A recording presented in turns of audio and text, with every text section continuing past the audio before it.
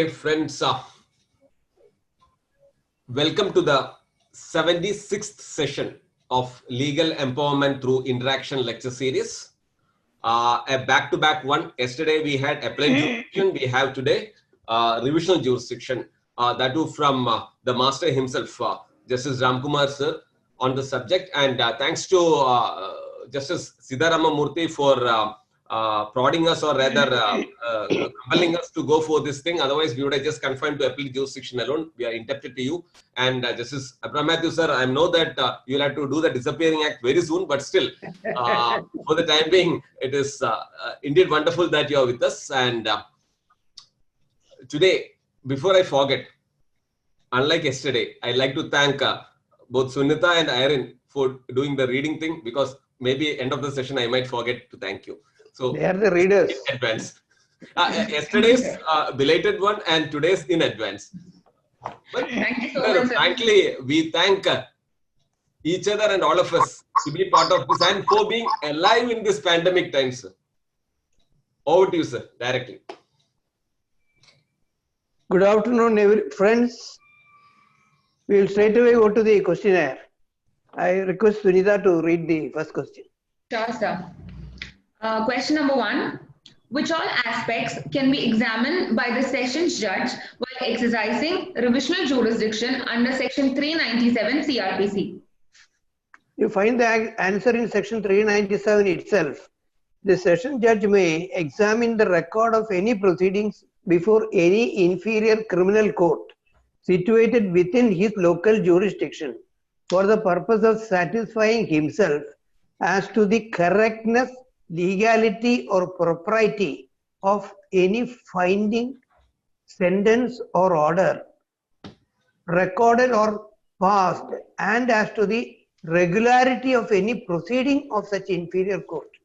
So very wide powers are given actually. This is the main aspects to be examined. That is the legality, the correctness, legality or propriety of any finding, sentence or order, and recorded or passed, and as to the regularity of any proceedings of such inferior criminal court. All these powers are available to a session judge, as in the case of High Court also. Yes. Question 2. Question number 2. Is an executive or judicial magistrate exercising original or appellate jurisdiction inferior to the sessions judge or the High Court for the purpose of exercising the power of revision under section 397 clause 1 CRPC? So judicial magistrate, of course, certainly is inferior to the session judge. What about the executive magistrate?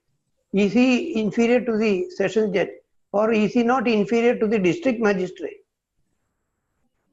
You get the answer from section 397 explanation. You may kindly read the explanation. Section 397(1) explanation.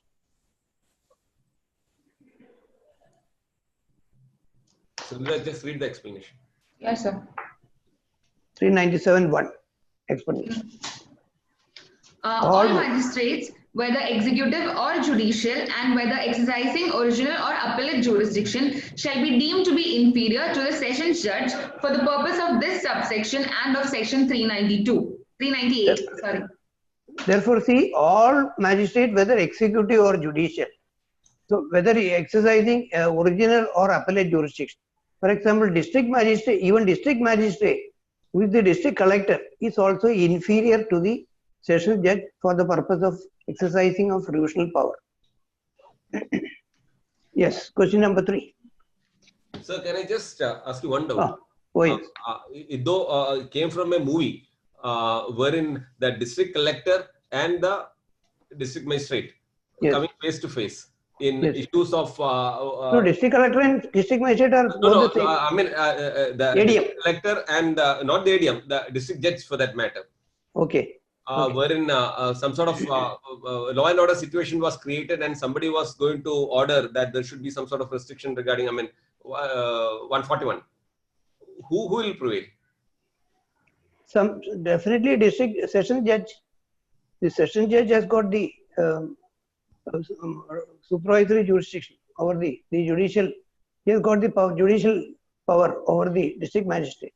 Certainly. You must have seen that 133 orders, etc. Orders under section 133, executive magistrate passed. Very often the revision lies to the session judge only. Yeah, yes. Question number 3. Shall I? Yes.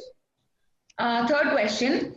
Yes. Is there any difference in the initiation of the revisional power of the High Court and the Sessions Judge, both of whom are invested with the same powers under section 397 CRPC?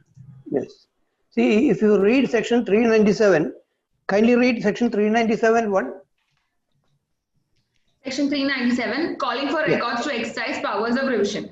The High Court, any sessions or any session judge may call for and examine the record of any proceedings before any inferior criminal court situate within its or his local jurisdiction for the purpose of satisfying itself or himself as to the correctness, legality or propriety of any finding, sentence or order recorded or passed, and as to the regularity of any proceedings of such inferior court, and may, when calling for such record, direct that the execution of any sentence or order be suspended, and if the accused is in confinement, that he be released on bail or on his own bond pending the examination of the record.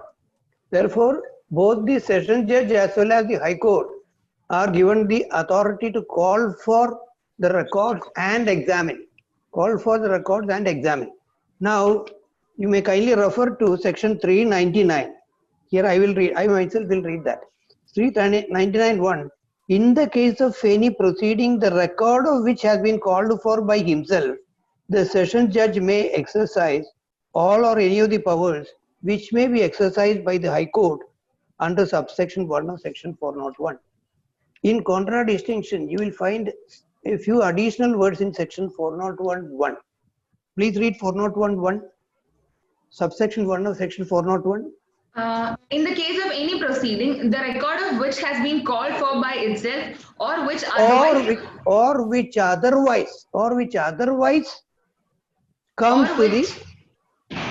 otherwise comes to its knowledge. Those words are absent in section 399. In the case of any proceeding, the record of which has been called for by himself, session judge. In the case of any proceeding, the record of which has been called to itself, High Court, or which otherwise comes to its knowledge. Those extra words you won't find in section 399.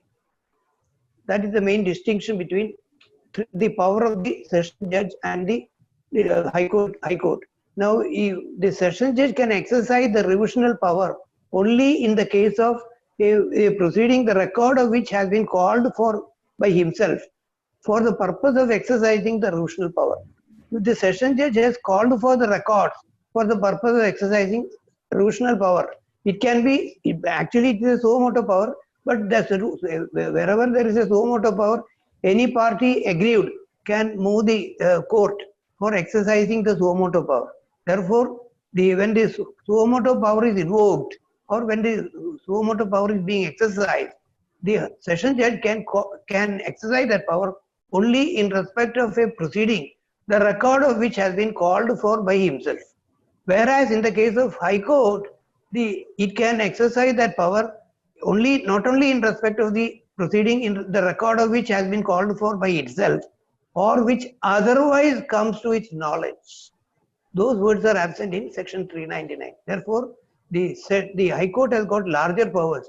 Session judge, he can exercise the revisional power only in respect of proceedings, the record of which has been called for by the session judge. Supposing the session judge is hearing an appeal or hearing a bail application, in the course of which he discovers some illegality committed by the magistrate, he cannot suo motu exercise revisional power to set right the illegality. That power is available only to the High Court. That is the basic distinction between the 399 and 401. If you read section 397, one may be inclined to hold or inclined to think that both are same powers, but powers are same. In fact, 399 says where any proceeding by way of revision is 399(2). Please read 399(2), subsection 2 of 399. where any proceeding by way of revision is commenced before a sessions judge under subsection clause 1, the provisions of subsection clause 2, clause 3, 4 and 5 of section 401 shall, so far as may be, apply to such proceeding, and references in the said subsections to the High Court shall be construed as references to the sessions judge. Yeah. See, whereas the provisions of subsection 1 are not made applicable. But 399(1), if you read again, please read 399(1). In the case of any proceeding. In the case of any proceeding, the record of which has been called for by himself, the sessions judge may exercise all or any of the powers which may be exercised. See, all or any of the powers which can be exercised by the High Court. Powers you get under section 401. See, 401, or which otherwise comes to its knowledge, the High Court may, in its discretion, exercise any of the powers conferred on a court of appeal by section 386, 380. These are the powers. But whereas the power under subsection 1 is not specifically given. When this power of revision is exercised by the session judge, the powers which are given is clauses 2 onwards by virtue of 399(2). That distinction may also always be noted. While the session judge can exercise the revisional power only in respect of the proceeding, the record of which has been called for by himself for the exercise of the revisional power, the High Court can not only exercise the revisional power in respect of a proceeding, the record of which has been called for by itself. It can also exercise that power if an illegality or irregularity otherwise comes to the knowledge of the High Court. That is a larger power given to the High Court. That as Kerala High Court had taken that view, this distinction has been noted by the Kerala High Court in John Samuel versus State of Kerala, 1985 KLT 902. Yes, Mr. Murthy. Sitaram, you seem to have some. Sir, I'll give an illustration and seek your valuable opinion, sir. Sir, in a sessions case, tribal by a sessions judge, there are two accused. A committal order is naturally necessary, but one of the accused among the two accused is a minor. Right. The magistrate, overlooking the such admitted fact, passed a committal order. No. The record is now available with the sessions judge. Yes. He noticed the mistake. Yes. He entertained a suo motu revision.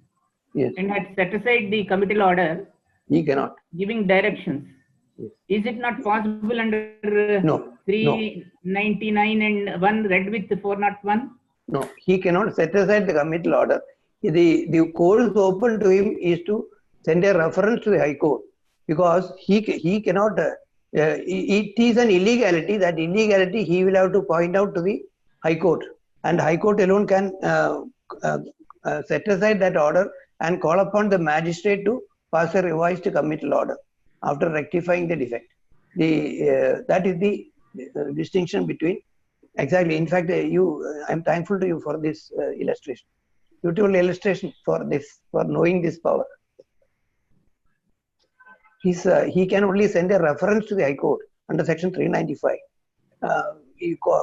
inviting the attention of the High Court that there is such an illegality in a reference order. Since I cannot suo motu set aside the illegality because of my limitation on the power under section 399, I am inviting the attention of the High Court for exercising the revisional power either under 401 or under 482, the inherent power, so that High Court can set aside the order and call upon the magistrate to pass a revised order, pointing out the mistake committed by the magistrate.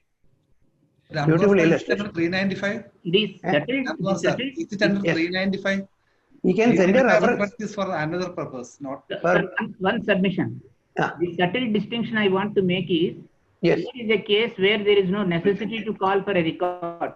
The record is already sent by the magistrate to the sessions judge. The sessions judge is having the record as well as the accused before him. But that is not a case where session judge had called for the record for the purpose of revisional exercise. For the purpose of exercising revision, he has to call for. Am I right, Mr. Abraham Matthew? But I have one doubt, because under the JJ Act, yes, the moment the person, this juvenile, claims the benefit of juvenility, the court has to take notice of it and pass appropriate orders. Yes. So I think to some extent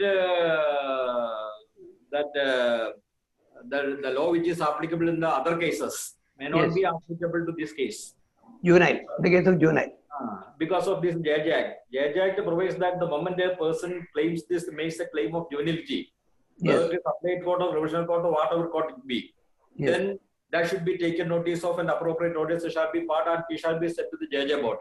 Maybe right, because in the case of a juvenile, he should not be, there should not be any delay in dealing with the right of a juvenile. You're right. You're right. Shall be immediately forwarded to the JJ board. That is the provision. Yes. For example, your problem can be slightly modified, Mr. Murthy. Yes, sir. Okay, instead of the juvenile, it can be an absconding accused. Of course, after Hardeep Singh's case, even that may not be correct. But then, or you can say that a person who is of unsound mind, a person of unsound mind is also among the accused persons. He is also committed without inquiry under Section 328. Right. The magistrate does not conduct an inquiry under, because it is for the magistrate to conduct the inquiry under 328. Without conducting an inquiry, he commits that accused also along with the other accused to the court of session. Then that will be a fit case where the session court cannot set aside the wrong committal order, but he can only address the High Court. Mr. Ralph, 395 is only, I only mentioned only as by way of an illegality committed. That's a 395. Is it under 395, sir? Is it under 395? 395 also can, the power can be exercised in 395 also. So there is an illegality which has come to the knowledge of the session judge. But then the High Court can exercise power under 401, 401(1) or even 482. Because once the matter is reported to the High Court can exercise whichever power which is available to it and set aside the legality, set aside the illegal, the committal order, and direct the magistrate to direct the to commit the case. That power the session judge cannot exercise, even though it is an illegal order, even though it is an order, which is falling under 497. In the normal course, session judge could have set aside that order because it is a regularity, legality, regularity or correctness of an order can be looked into, gone into by the session judge. But then this is a case where the files have already come to the session judge, not by called for by the session judge for the purpose of exercising the rutional power. Whereas, had it been the High Court, High Court need not call for the record. Even without calling for the record, if the illegality comes to the knowledge of the High Court can exercise that power. That power is unfortunately absent or probably deliberately not given to the session judge. So the illegality should be brought to the notice of the High Court. Illegality will have to be brought to the notice of the High Court.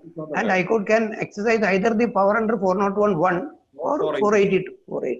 But sir, let me just ask you. Yes. See, a careful reading of 399(1) and 2. 399(1) yes. grants a power under 401(1). 401(1), not the power. See, power. Power mentioned. Whatever powers which are exercisable by a High Court under 401, yes, that can be exercised under 399(1). And 401, see, 401(1) mentions about the powers. Which are those powers? Exactly. Read 401(1). That is regarding 386, 89, 90 and 91. Those are the powers. Those are the powers. Not the power of noticing the illegality and rectifying it. That power is under 401(1). That power is not given. The power which is given under 401(1) is not to notice an illegality and rectify that. That power is there only 401(1), which is for the High Court only. But sir, 401, that power also is in 401(1), right? No, that is not a power. See, 401(1), you read. In the case of any proceeding, the record of which has been called for by itself, or which otherwise comes to its knowledge, the High Court may, in its discretion, exercise any of the powers conferred on any of the powers. Then only the powers are mentioned. And see, 399, in the case of any proceeding, the record of which has been called for by himself, or session judge may exercise all or any of the powers which may be exercised by the High Court under subsection 1 of 401. Means the powers which are mentioned in 401. That is why where any proceeding by way of revision is commenced before a session judge under subsection 1, the provisions of subsection 2, 3, 4 and 5 are made applicable. Because already one is there in clause 1. I feel One it is. one is not the power, it is the authority. But It is one not the says power. about powers. The legislature What? says sessions judge may exercise all or any of the powers which may be exercised by the High Court under 4011. That's what the Yes. section says. Yes. It's Power a bit of confusion. and 401 mentions about the powers, which is Correct. not where the power mentioned is not the suo motu power to notice an illegality. That is not a power enumerated under 401. But sir, what about the words? Which otherwise comes to its knowledge. Yes. It's a suo motu power, right? Then that those words could have been easily incorporated in 399. No, just see. I can show you pari materia provisions. Just see the provisions for cancellation of bail, 437.5 and 439.2. Actually, it's a suo motu power. Nobody need to move the court to see. It's a suo motu power. Even a third party can. Even for revision also. Like a suo motu power, the third party also can come now. I think so because it is a bit of confusion. Anyway, probably either the legislature or the judiciary wanted to give some larger power to the High Court. That may be the reason for that interpretation, or that may be the reason for not mentioning those words in section 399. 399 is the session judge's powers. True, 399 is the session judge's powers, of which 1 to 5 of 401 has been granted by subsection 192. No, 1 to 5 are not at a stretch. No, 2 to 1 5. is already there in subsection 1. That was why under subsection 2 to 5. 2 to 5 are the procedures. It was noticing this distinction that Justice Padmanabhan held so. But sir, there are certain Supreme Court rulings also which would say, because it's a suo motu power. Yes. Suo motu power. Definitely. Suo motu power is there, but in what situation it can be exercised is the only question. Yes. There are two situations for the High Court. There is only one situation for the sessions judge. And which is that ruling? It is KLT 28, is it not? The session judge cannot set aside its own committal order. The committal order. Session judge cannot set aside the committal order which has come to it. On same principle. Session judge, because session judge has not called for the records.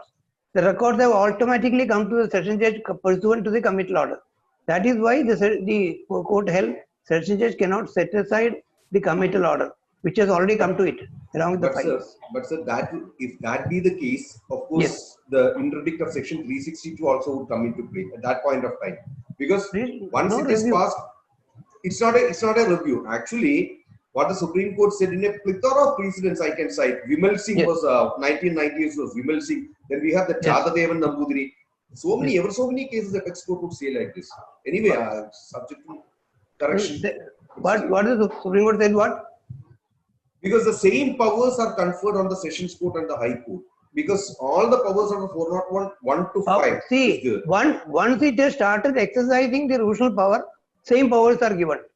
But the manner in which the power has to be exercised, that is the institution, the manner of institution. In one case, the session judge can only call for the record for the purpose of exercising same power which the High Court has. But in the other case, even without calling for the record, the High Court can exercise that power. Supposing the High Court is hearing an appeal, High Court incidentally notices an illegality committed by an inferior criminal court.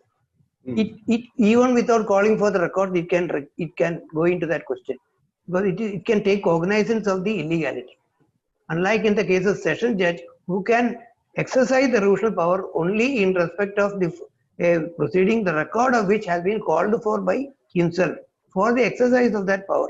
That is the distinction made. That is precisely why it has been held that session judge cannot set aside the committal order because he has not called for the record.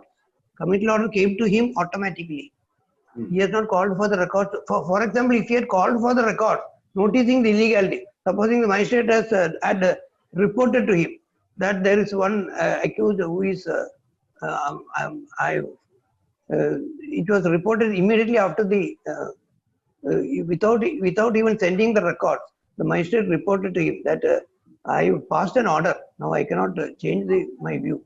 The records will come to you. Records I have passed an illegal order. Means supposing it is reported by a letter or so on the administrative side, session judge can call for the record and set aside the illegality. But once the records come to the session court, then session judge cannot exercise the revisional power by on the ground that it has come, this illegality has come to its knowledge. That is the distinction made. That is why session judges cannot, the view taken by the High Court. I think Justice Janigama as well as Justice Padmanabhan have taken the view that session judge cannot set aside the committal order because the records have come to it automatically. It was not called for. That is because of the words were any proceeding by a revisionist commenced before a session judge. Once commenced. That is 399(2). True. Yes. But see 399(1). Yes, because how do you manage it? Session judge has not called for the records. Without calling for the records, it cannot exercise that power. That is why the committal order cannot be set aside.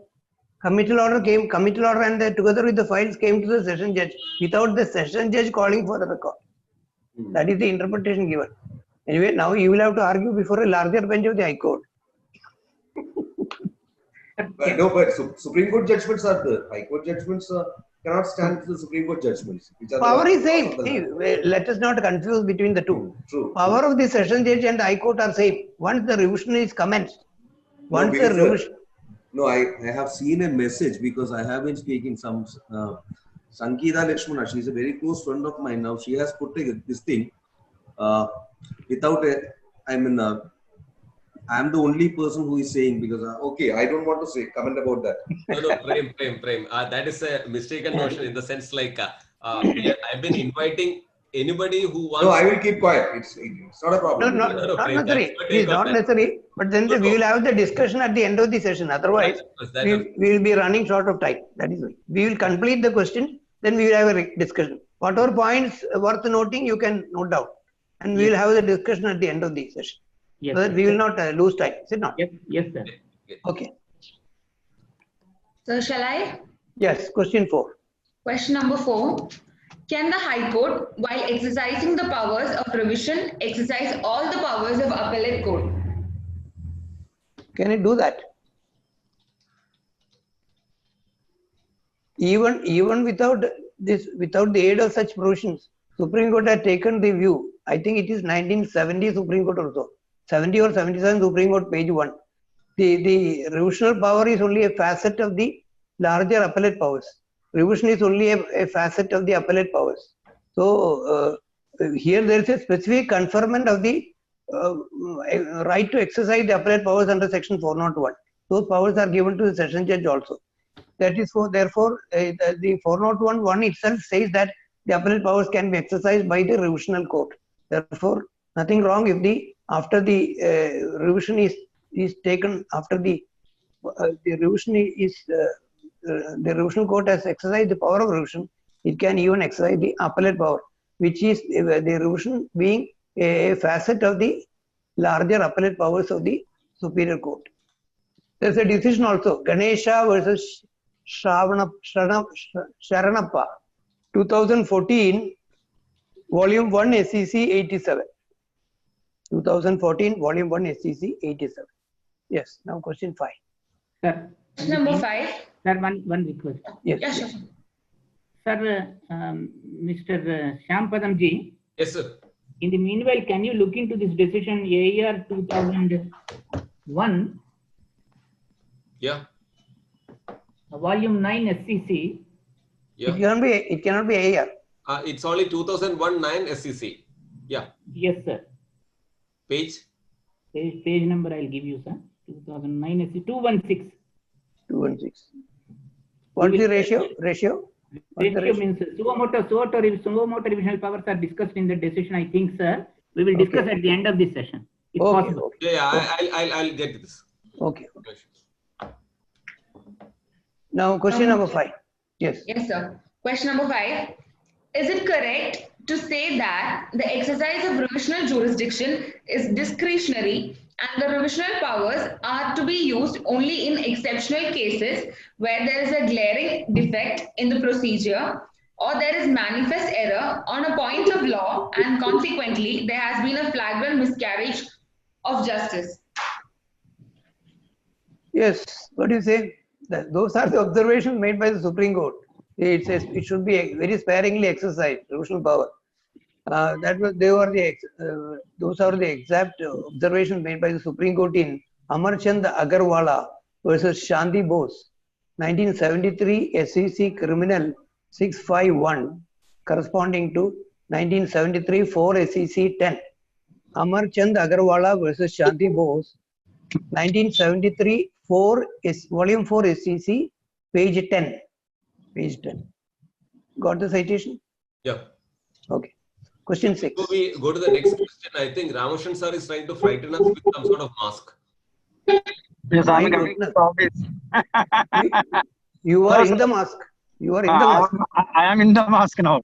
I will be out of the mask after reaching home. Not with a mask. Okay, Sunita. Okay. So shall I? Yes. Yeah. Question number 6. Can the revisional court, pending examination of the record, suspend the execution of any sentence or order or release the accused on bail? Yes. The provision which you had read out contains that provision. It can pass such an interim order pending consideration of the revision. It has got 397(1). It has got the power. Yes. Question number 7. Next question. Does the expression order in section 397 clause 1 CRPC include an interlocutory order? Because we have read section 397(1) to say that any order, see, 397 says any order, sentence, which are the words? So, That is any legality of any finding, sentence or order. Now, that order means, is it not any order or is it confined to any particular species of orders? That even though the word used is order, it can only be final order. It cannot be interlocutory order. It can only be final order. Yes. next question. Because section 397(2), please read 397(2). We'll make the position clear. 397(2). 397(2). The Yes. powers of revision conferred by subsection clause 1 shall not be exercised in relation to any interlocutory order passed in any appeal, inquiry, trial or other proceeding. So the expression order in 397(1) is clarified by 397(2) to say that it will not include any interlocutory order. Therefore, it can only be a final order or an order having the force of a final order, having the characteristics of a final order. All right. Question number 8. For youngsters, I'll give 2 decisions, sir. Yes. What is an interlocutory order is very well explained. That is the next question. That is the next question. Right. And please see whether your citations are also included. Yes, sir. Yes, so, Please read question number 8. so that exactly is the question. What is an interlocutory order? Yes. In Madhu Limaye versus State of Maharashtra, AR 1978 Supreme Court 47, a 3-judge bench of the Supreme Court in paragraph 15 held that an order rejecting the plea of the accused on a point which when accepted will conclude the particular proceedings is not an interlocutory order. Therefore, if his contention is accepted and if accepted the proceedings will be concluded, then it is not an interlocutory order. Though at the stage when he is raising it, it may be in a pending proceeding. But once his contention is accepted, his defense is accepted, and the conclusion, the proceeding will be concluded, then it partakes the character of a final order, which is covered by section 397(1). That is what in Madhu Limaye's case, 3-judge bench of Supreme Court held. Then again in VC Shukla versus State, AR 1980, you got the citation Madhu Limaye, AR 1978 Supreme Court 47. Madhu Limaye is in AR 1978 Supreme Court 47. VC Shukla versus State, AR 1980 Supreme Court 962. 1980 Supreme Court 962. There the curial strength is four judges. They held that interlocutory order means converse of a final order. If the order is not purely interlocutory but intermediate or quasi-final, if the order is not strictly interlocutory but intermediate or quasi-final, then you can't call it an interlocutory order which is not revisable. It is an order which is other than interlocutory order, therefore revisable. The decision reported in Bhaskar Industries versus Bhiwani Denim and Apparels Limited, 2001, Volume 7 SEC 401, has further elucidated the position as to what is not an interlocutory order. It was held that the safest test is that if the contention, same principle as was held in Madhuri Maya's case, if the contention of the petitioner who moves the revisional court as against the order under challenge is upheld and the criminal proceedings as a whole culminates. If his contention is accepted by the revisional court and if that contention, if accepted, will conclude the whole proceedings, then it is not an interlocutory order, in spite of the fact that it was passed during an interlocutory stage of the proceedings. It is not an interlocutory order. Therefore, the bar under 397(2) will not apply. It is an order which can be revised, subjected to revision. Thus, no revision will lie if the order passed by the inferior court is an interlocutory order, but if the order is an intermediate or quasi-final or intermediary order or a final order, the same would be revisable. Actually, this CRPC doesn't say final order. It only says you can't exercise the revisional power against an interlocutory order. That has been interpreted to mean it can only be a final order. That again was interpreted to mean that it can be an intermediate, quasi-final or intermediary order. Again, you will find the same principle being reiterated in Mohit versus State of UP 2013 7 SEC 789. Mohit versus State of UP 2013 7 SEC 789. Now, Mr. Sridharamurthy. All are covered, sir. I wanted to give 2001 7 SCC and 2013 SC 2248. Okay. Must have given the equivalent. All are covered. Okay. Covered. Sir. Thank you. Wonderful. Question 9. Question number 9. Give instances of a few interlocutory orders which are not revisable under section 397 clause 1 CRPC. Yes. Now, based on judicial verdicts, there are ever so many decisions which have said that these orders are interlocutory, therefore no revision will lie. These orders are quasi-final or intermediate or final orders against which revision will lie. Now, I will first mention the interlocutory orders which have been held to be interlocutory, against which no revision will lie. Interim custody under section 451. Interim custody under section 451 CRPC. That is interim custody of a property seized during investigation. Vasu versus Unnikrishnan, 1983 KLT 310. But even there, Justice Butt had taken the view that if it is an order regarding interim custody, not between parties, but involving the right of a stranger, then as against a stranger, it is not interlocutory, it is a final order. That is the view taken by Justice Butt. I don't right now remember the citation. Probably Abraham Matthew may be remembering, or Prem may be remembering. Justice Butt, there is a ruling that even though 451 orders are ordinarily interlocutory, as between the parties, but if the right of a stranger is involved, then as between the stranger and the party, it is a final order, and that party can challenge it before the revision court. Then committal order under section 209 CRPC. It's also interlocutory order. State Inspector of Police versus NMT Joy Immaculate, 2004, Volume 5 SEC 729, corresponding to AIR 2004 Supreme Court 2282. AIR 2004 Supreme Court 2282. Then order granting bail. Order granting bail has been held to be an interlocutory order. AR 1977 Supreme Court 2185. 1977 Supreme Court 2185. That is Amarnath and others versus State of Haryana and others. But here again, I will make one addition, one modification. See, we have, while discussing bail, we notice that in cases where bail ought not to have been granted, but granted. Bail ought not to have been granted, but granted.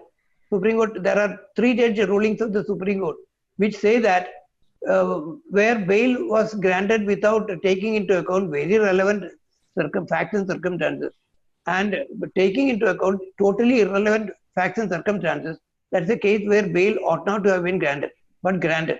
That order can be set aside either in revision or so in Supreme Court. Of course, they have got the right under once the special leave is converted into appeal, they can set aside. Recently, I mentioned the order in that Sabu's case, which was finally disposed of by Justice Dias. That is the 2 separate periods can be tacked on for the purpose of claiming default bail. In that case, Supreme Court had set aside the order of High Court granting bail. Likewise, if the bail ought not to have been granted, it can be set aside. That under revision. That was the view taken by the Kerala High Court in that Prasad Jacob versus State. Prasad Jacob versus State. So there it is not an interlocutory order, because that is an order where first of all there is no case pending to make it an interlocutory order. Secondly, it is a case where the bail ought not to have been granted. That bail was cancelled by the Sessions Judge Pathanamthitta, which was affirmed by the High Court. Yes, then order granting bail that we ordered. The 1977 Supreme Court 2185, Amarnath versus State of Haryana, AR 1977 Supreme Court 2185. Order cancelling bail. Order cancelling bail is also an interlocutory order. Upholding prosecution sanction. Upholding prosecution sanction have also been held to be, in fact, I did not come across any direct ruling on that. Upholding prosecution sanction. Justice Bhatt in his commentary has mentioned that. Upholding prosecution sanction is also an interlocutory order. A remand order granting police custody. A remand order granting police custody. State, that is again State of Inspector of Police versus NMT Joy Immaculate. AR 2004 Supreme Court 2282. AR 2004 Supreme Court 2282. Since a remand order does not affect the progress of the trial, it is an interlocutory order, remand order. If the remand order is found to be illegal, it cannot result in the acquittal of the accused. That is what the Supreme Court said in Joy Immaculate, NMT Joy Immaculate case. Therefore, a remand order does not affect the progress of the case.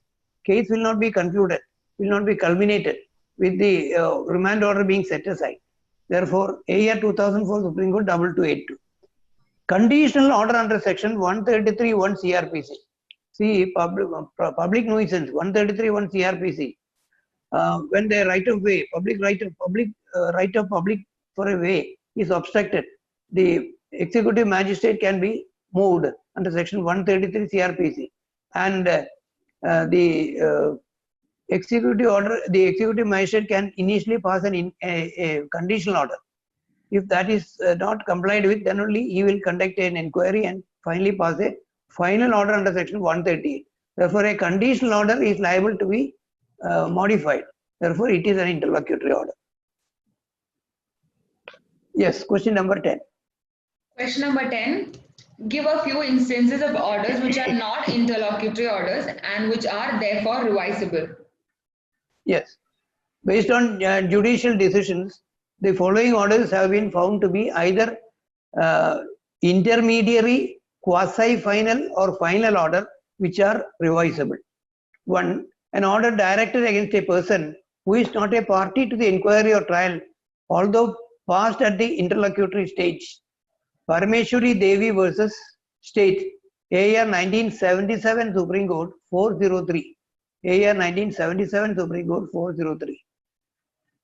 Second category is an order issuing process, where a process is issued after taking cognizance of the offence. The magistrate issues process under section 204 CRPC.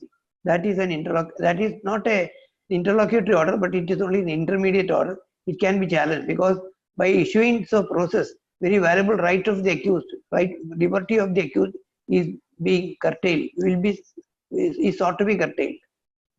Rajendra Kumar Sitaram Pandey versus Uttam and another. AR 1999 Supreme Court 1028. AR 1999 Supreme Court 1028.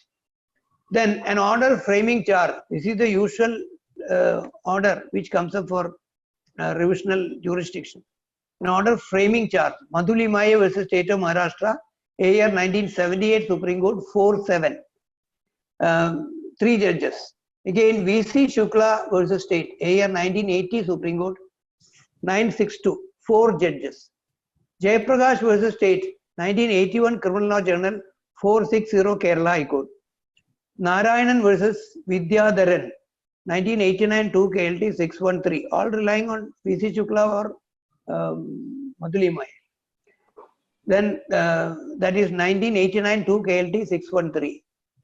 Para 21 of Girish Kumar Suneja versus CBI 2017 volume 14 SCC 809 corresponding to AIR 2017 Supreme Court 3620 3 judges.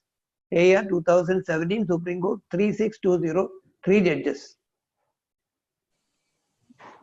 Now in State of Rajasthan versus Fateh Khan Madhu 2017 volume 3 SCC 198 Supreme Court observed that quashing of a charge is an exception to the rule of continuous prosecution.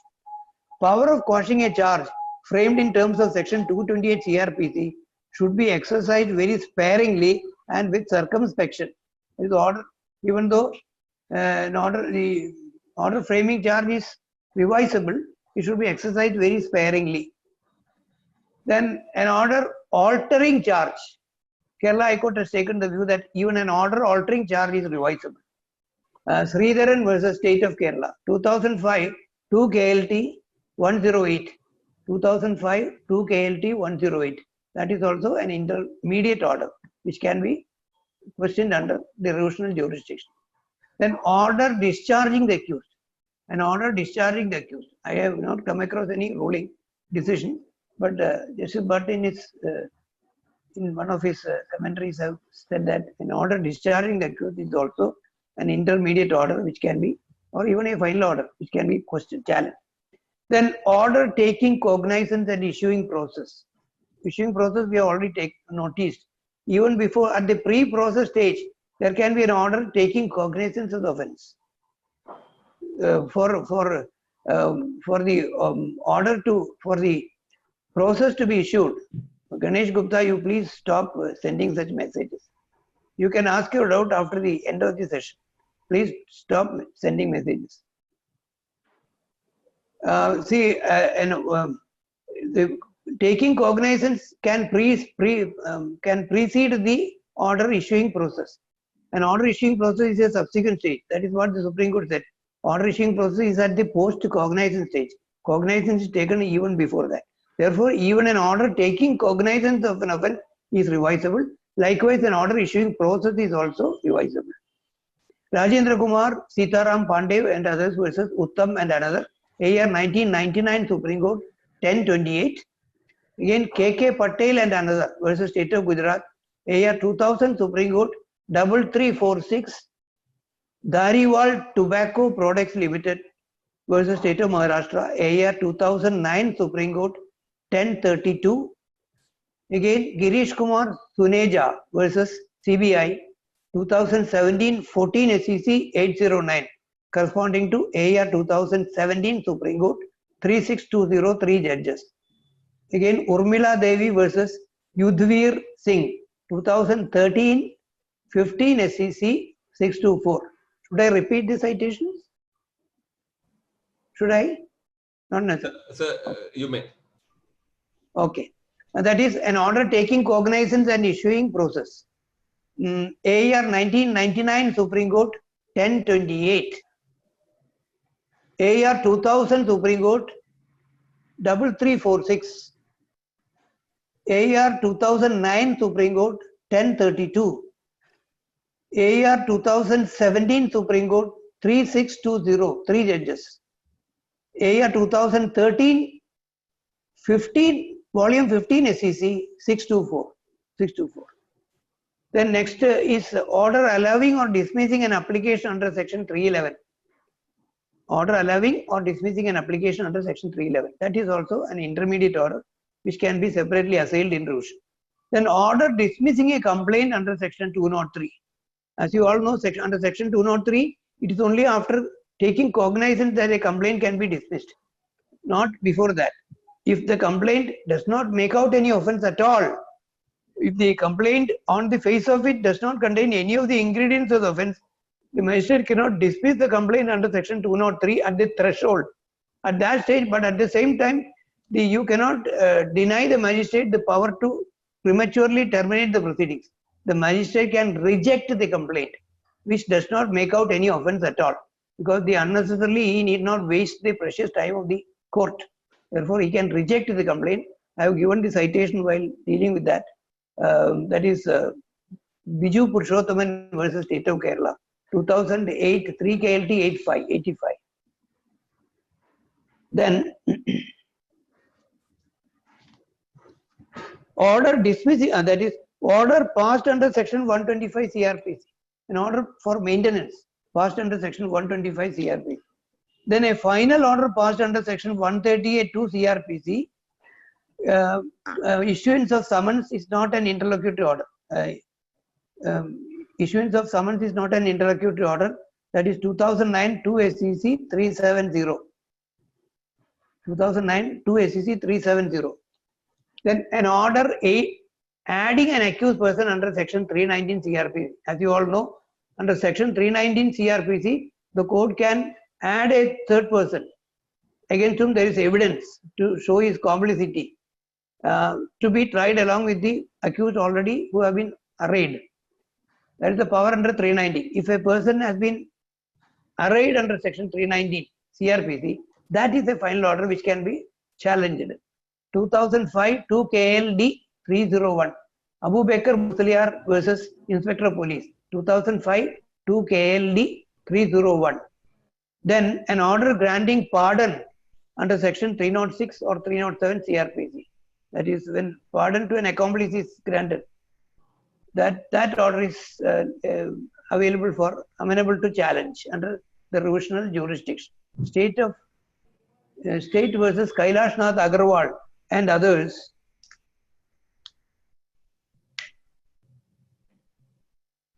AR 1973 Supreme Court 2210. AR 1973 Supreme Court 2210. Again Ravindran Nair versus Superintendent of Police 1979 to 85.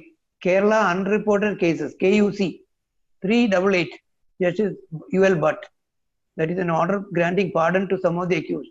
It's a final order, not only against them but also against other accused also. That's what the view taken by Justice UL Butt.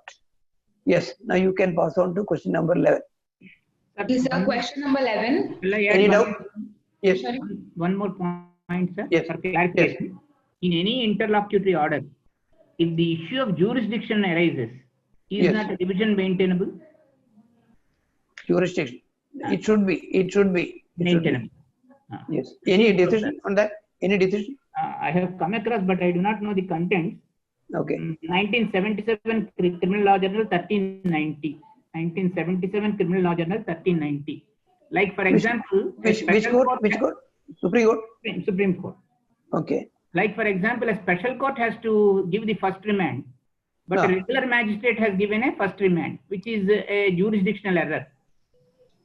So the page number is 1370? Yes, sir, 1390. You have the corresponding citation, Mr. Shyam? No, I'll just try to find out, sir. That's why. Question of lack of 77 Criminal Law Journal 1390, right? 77 Criminal Law Journal. It can be agitated in revision is my humble submission. It should that be. Is Amarnath's case, I think. Yes, sir. Yes, sir. Amarnath's case. Jurisdiction issue. What we said. Yes. Do you know the corresponding citation? Citation, Mr. Prem? Yeah, that is the Amarnath case, which he is talking about. No, AR 1977 Supreme Court 2185. 2185. Supreme Court 2185. Because if it is a jurisdiction error, definitely it should be assailable under revision, even though it is interlocutory. You are right. Oh, so that adds on to my citation. Yes. Thank you. And Thank you. it also would say that any order which affects the right of the moment, that is the test which is laid down.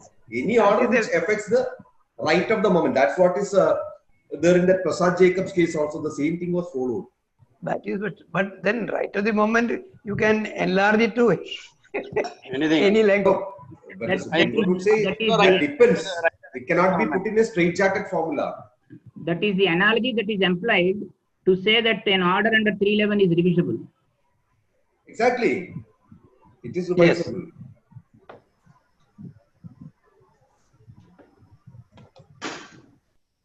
Thank you, Justice Murthy, for the citation. In fact, I did not notice that. Of course, if it is a jurisdictional issue, revisional court should exercise the power, notwithstanding the fact that it is an interlocutory order.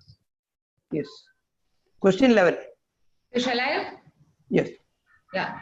If the order is appealable and no appeal has been filed, will it not be revisable at the instance of the party who could have appealed?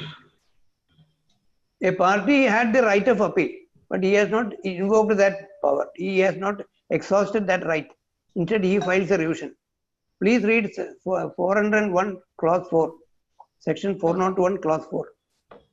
Section 401 clause 4, where Yes. under this code an appeal lies and no appeal is brought, no proceeding by way of revision shall be entertained at the instance of the party who could have appealed. Yes. Krishan Lal Oberoi versus Corporation of Cochin. I have come across only Kerala decision 1979 KLT 75. I think there will be Supreme Court also. Is it not, Mr. Prem? There are Supreme Court judgments. Kerala. Pardon? There must be. There must be. There are Supreme Court judgments also. Of course, section is very clear. Provision is very clear. When he has got a right of appeal, the revision should not be exercised. Normally, you exercise the revisional power only when you don't have a right of appeal. Otherwise, it will be amounting to extending the period of limitation. Limitation, and not only that, because the limitation period is less. Revision, yes, the more time is available. Exactly, and we have noticed that when in the proviso to section 327 CRPC, when a new right of appeal was given to the victim, and there is no corresponding right of appeal, when the session judge convicts the accused, reversing the acquittal, no right of appeal is given. In such a case, he can only file a revision. Question 12. Question number 12. Is a person who had applied for revision before the sessions judge precluded from filing a revision before the High Court? Yes. You may read section 397 clause 3 and 399 clause 3. Okay, sir. 397 clause 3. If an application under this section has been made by any person, either to the High Court or to the Sessions Judge, no further application by the same person shall be entertained by the other of them. Yes. And so, second revision by the same party. Second revision by the same party alone is tabooed. But second revision by the opposite party can be filed. Same party should not have two revisions. Then, yes, then 399(3). 399 clause 3, where any application for revision is made by or on behalf of any person before the sessions judge, the decision of the sessions judge thereon in relation to such person shall be final, and no further proceedings by way of revision at the instance of such person shall be entertained by the High Court or any other court. So, at the instance of the same person shall not be entertained. No second revision will lie at the instance of the same party. No, second revision by the same party is taboo, is barred under this provision. Then question 13. At the same time, so I would say just one more thing in that. Of course, a second revision is barred, but in Dhariwal Industries case, that was a three-judge decision. AR 2009 Supreme Court 1032. After considering Adalat Prasad of 2004, 2009, so AR 2009 Supreme Court 1032. Yes. So the Supreme Court went on to say that even though a second revision is barred, under Section 397 is barred, but still that the High Court can convert that revision as a 482, scrutinize that order. Even if by the revision. That is a different thing. Second revision itself is barred. So he cannot file it as a revision. Can he do that? In violation. In that particular thing, what the Supreme Court goes on to say, even if you file a revision, it is not a bar, it cannot be considered as a bar because the High Court is already having the power under 482. So even if you file a revision, it can be treated as a petition under 482. Yeah. Probably it would have been disposed after 10 years. It may be, but it's a Supreme Court judgment which binds. But going against the law. Going against the law. As a revision, can you file it? Can the same party file a second? As a revision, that's what the Supreme Court said. No, going by the statute. Going by the statute, a second revision by the same party is taboo, is barred. Barred, yes, sir. Totally barred. 2005, 2 SCC 571, sir. 2005? 2 SCC 571. 571. Second revision will not lie by the same party. Will not. Yes, sir. Yes, sir. And the conversion, which our friend is speaking, 1984 Criminal Law Journal 1224. No, that is under 4015. It's not under. No. 1984. That's not the case here. See, conversion also. See, conversion also. See, if you file it as a revision, it cannot be even received by the registry. True, but this is what the Supreme Court said. It's a three-judge decision. Because High Court has got the same under 482 and decided of justice. Probably that will be to quote Justice Krishna here, the view of the Supreme Court is final because there is no further appeal therefore. That's what Justice Krishna here said. The verdict of the Supreme Court is final because there is no further appeal. So that anyway, and quoting that decision, can you file a second revision in the High Court here? Mr. Prem. So if the second revision itself is not taken on file, if you quote the Supreme Court judgment, I don't think any High Court judge can disobey a Supreme Court judgment. Not that, Prem, what is the intention was that long time when it is admitted, already admitted. Supposing a second, you cannot dismiss it on maintainability. For example, I will give you an illustration. Supposing a second appeal is filed by mistake. Second appeal is filed by mistake against an appellate judgment of the session judge. A second appeal is filed before the High Court. High Court can convert it into a revision because the revision also is maintainable before the High Court only.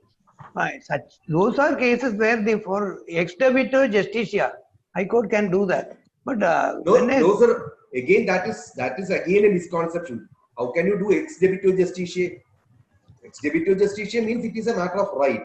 It's not a matter of charity, right? No, not right. Not in the interest of justice. It's not in the interest of justice. All right, no. Take it as the interest of justice. For the interest of justice, the party wants to challenge a appellate judgment, but unfortunately, he filed a second appeal. So High Court can say it can be converted into a revision. It can be filed as a revision. Those are the mistake of the registry. Mistake of the registry of the High Court is also involved. No party should suffer for the fault of the High Court. Yes. Actus curiae nevinam gravabit. Therefore, it can be converted. It can be converted. Otherwise, when the statute bars a second revision by the same party, how can the Supreme Court interpret that provision? It is misinterpretation of the provision. All right. Then question 14. Is it not? 13, sir. 13. Okay. Yeah. Question number 13.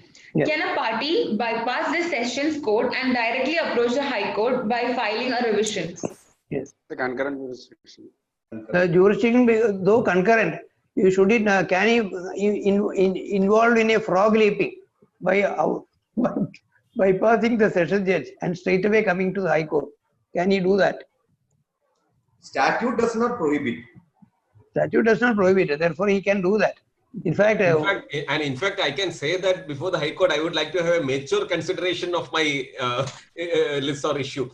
Not only That is for getting admission. That is for getting admission. But can you file it?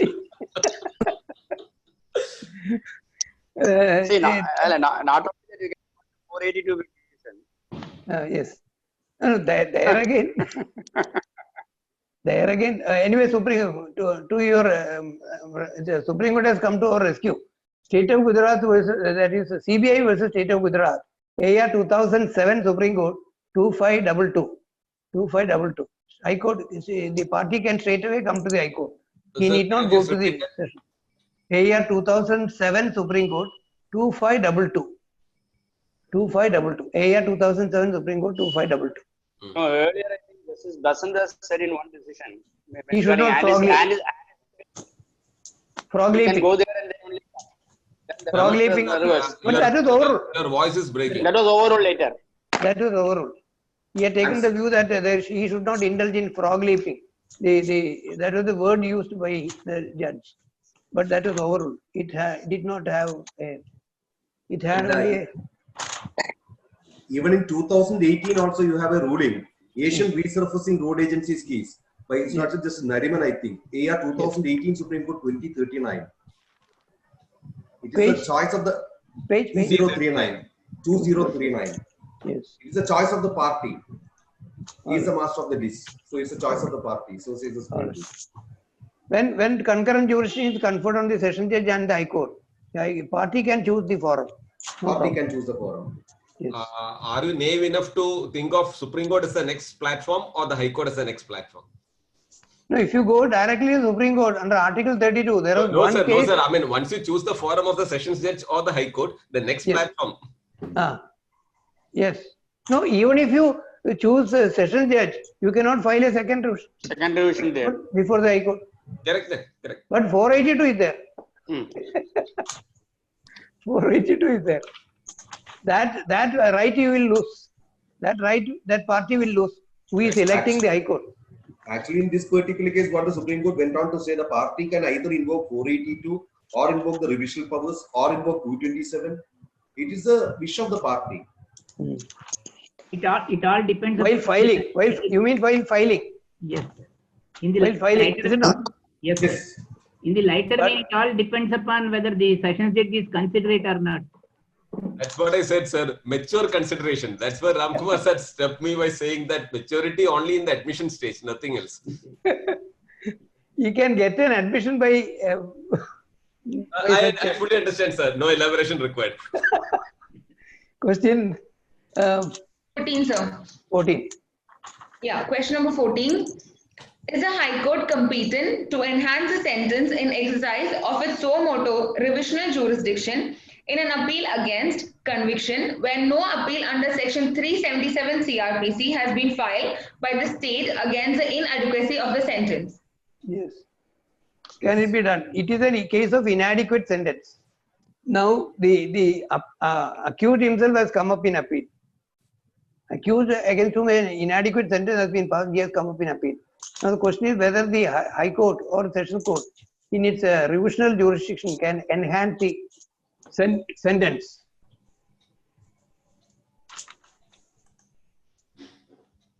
Because the state has not filed an appeal under section 377 against inadequate sentence. Supreme Court Supreme Court in AR 1990, Supreme Court 1188 held that even if a party who has failed to file an appeal is precluded from filing a revision on account of the bar under 401(4), the said bar will not operate against the High Court from exercising its suo motu power of revision. That is, even if the state has not filed any appeal, the suo motu power of the High Court is always there. The party alone cannot file a revision.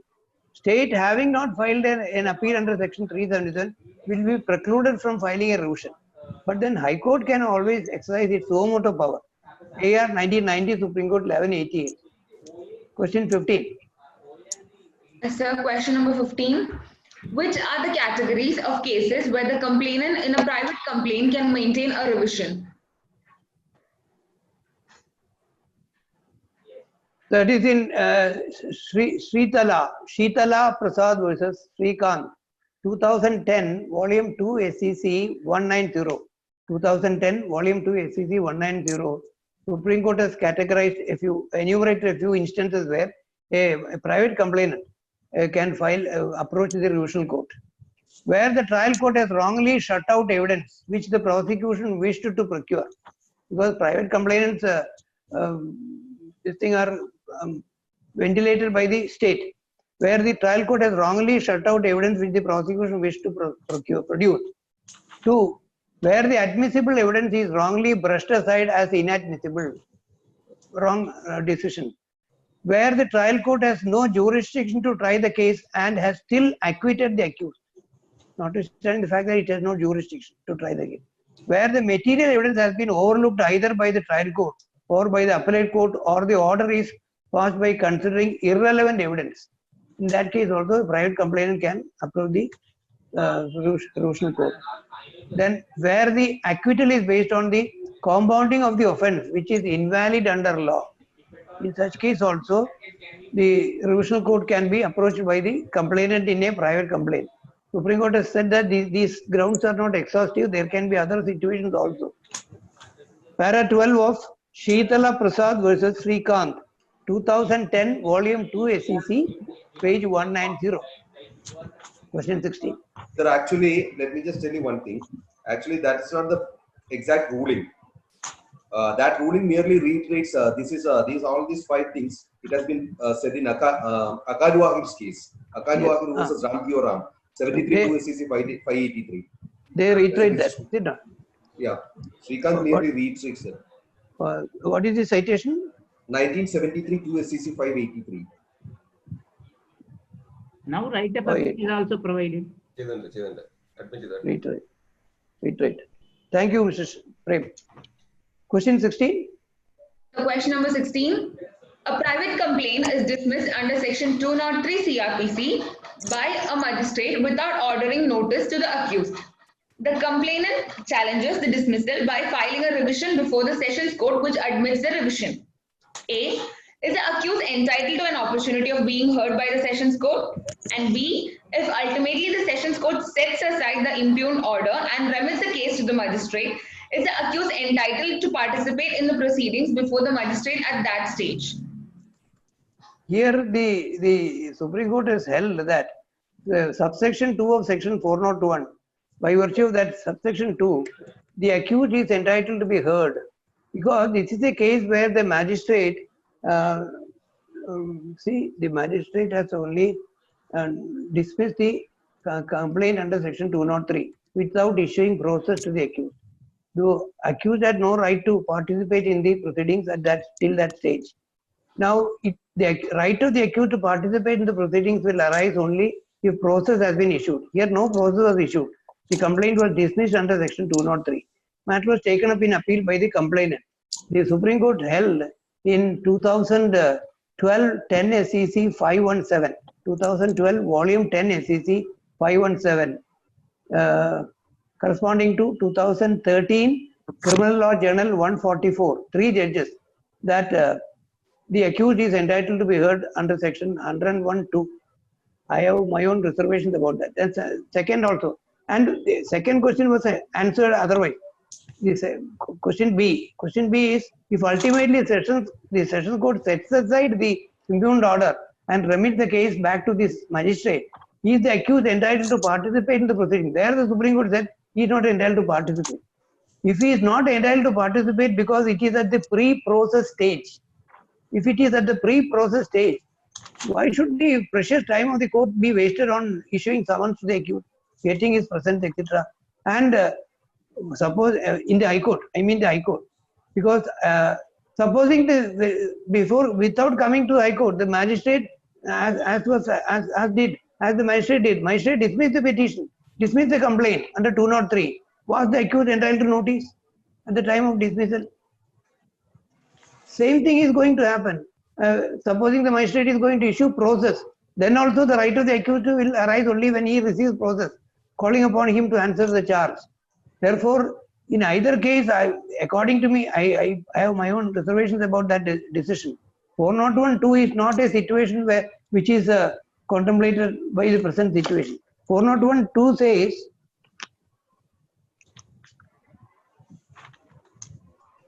no order under this section shall be made to the prejudice of the accused or other person unless he had an opportunity of being heard, either personally or by pleader in his own defense. No order to the prejudice. Supposing the magistrate is dismissing the complaint, is it an order to the prejudice of the accused? Is he entitled to notice? If the accused is not entitled to notice before the magistrate, same principle applies in the superior court also.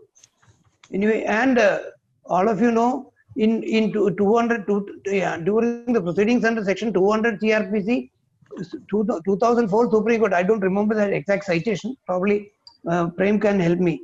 2004.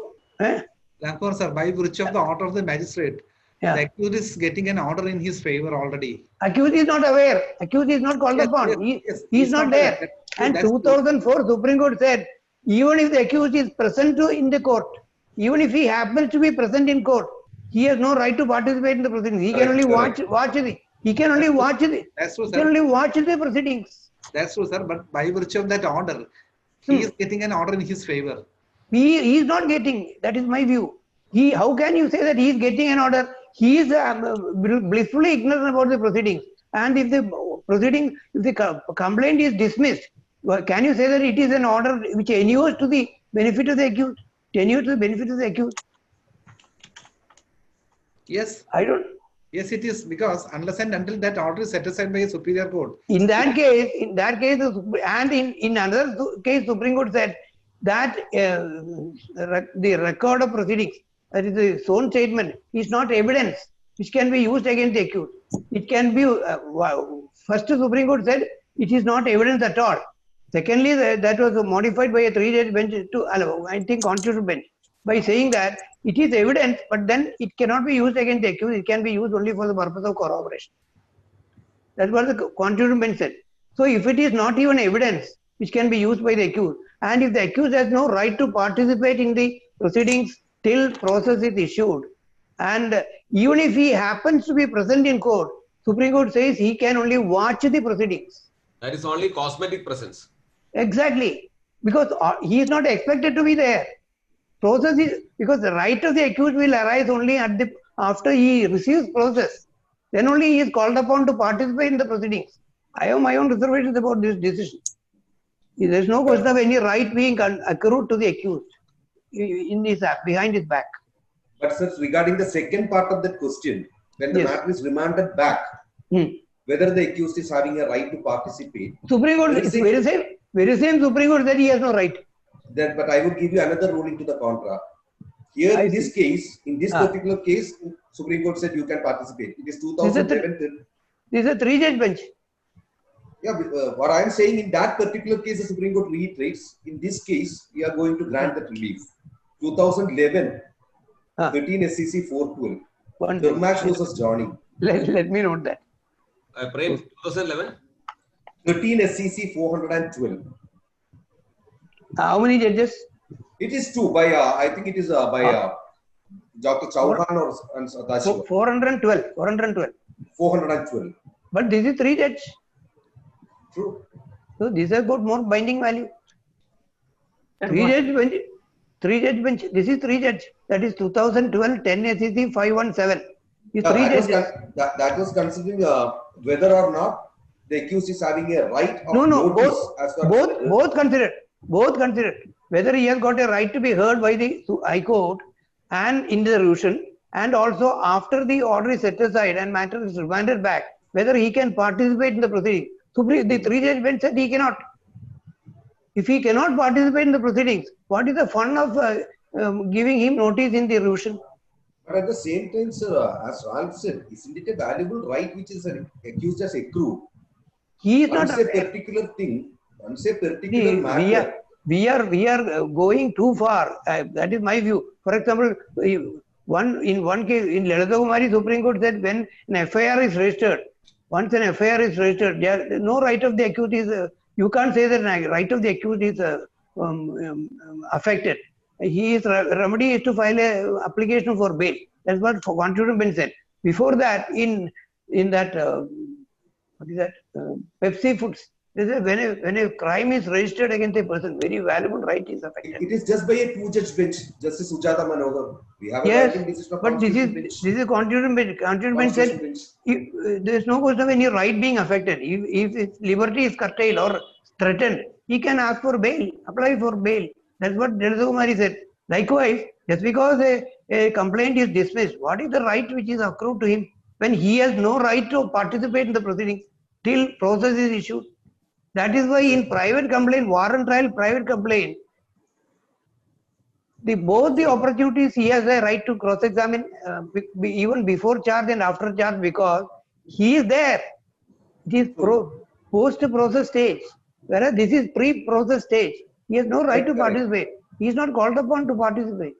Sir, this is the biggest problem, because once any particular lawyer canvasses any particular provision of law, any particular, suppose we take any particular argument, immediately, irrespective of whether it's a magistrate, district judge, or high court judge, immediately they ask, do you have a ruling?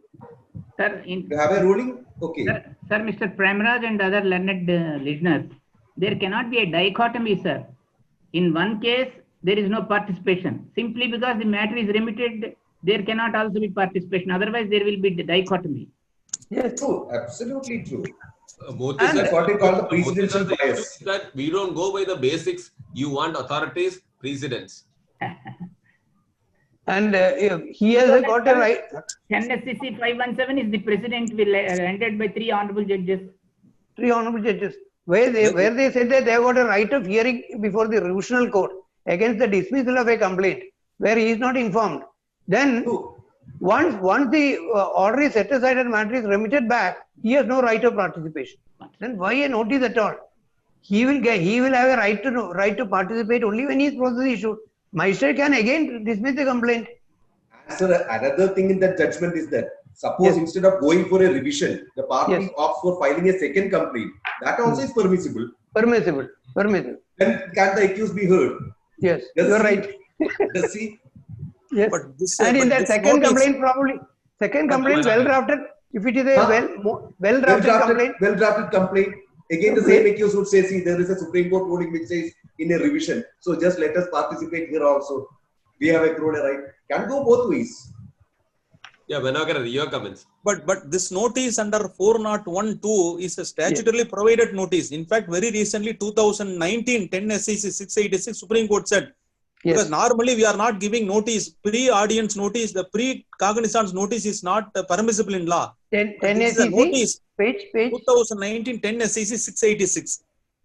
This also against an order passed under 203. Supreme Court said accused has to be heard because 401(2) says notice is necessary. In fact, similarly in 2008, 3 SEC, divine retreat. See what? See, the magistrate is dismissing the complaint. So you take it to the original proceedings. When the magistrate is issuing notice, either dismissing the complaint or issuing notice, is the accused entitled to notice? But the Act provides 401(2) clearly says no order can be passed. It has to be understood as the accused if present or if entitled to notice. Is it not? Accused if present or his counsel is present. And even there Supreme Court in 2004 said, even if the accused happens to be present in court, he has no right to participate. But take an example, as you said in Pepsi Foods, issuing process is a very serious matter and no person can be subjected to criminal trial without any prima facie material. Here is the case where under 203, court has taken the view that there is no case made out against him. Then in such a case, when that order is sought to be annulled in revision, definitely requires audience. In fact, 2008, 3 SEC, in divine retreat, Supreme Court has made it clear that before no judicial order can be passed against the person, no judicial order can be passed against the person. That was the view taken in divine retreat, 2008, 3 SEC. Sir, there is no quarrel with that proposition, sir. At that stage, the accused will be heard. The question now is when it is remitted back to the magistrate, whether the accused is entitled to participation. And so very same three-judge bench said that after remit, he has no right to participate, which is the view taken in 2004. Even if he is present, here he is not only present, he was issued notice in the revision. and it was held that he has a right to be heard in the revision. And such a person, when that order is set aside, matter is remitted back, 3-judge bench said he has no right to participate. Then why this notice unnecessarily prolonging the procedure? Did not. Our attempt should be to shorten the litigation. Our attempt should be to shorten the litigation. That is my no, sir, because I think what the case which was cited by Advocate Manoharan, that was a case where Ramjat Malani argued. Yes. And he took that makes all the difference. 4+2 also. That made the difference. That is why we lawyers face. You made a submission yesterday when Ramjat Malani argued a case before a 11th judge of the High Court. Correct. You show me the man, I will show you the rule. That is ultimately it boils down to that. It boils down to that. Sir, less said the better. Let us concentrate on the topic. All right. We are on the topic only. No, sir. I mean, subjective justice is the rule of the day. Yes. Actually, the attempt should be to avoid delays in proceedings. Absolutely. And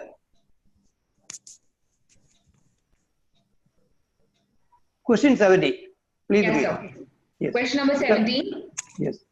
Is it permissible to the sessions judge in revision to direct the chief judicial magistrate by himself or by any magistrate subordinate to him to make a further inquiry into any complaint which has been dismissed either under section 203 CRPC or under section 204 clause 4 CRPC, or to make any further inquiry into the case of any accused person who has been discharged under section 227 CRPC?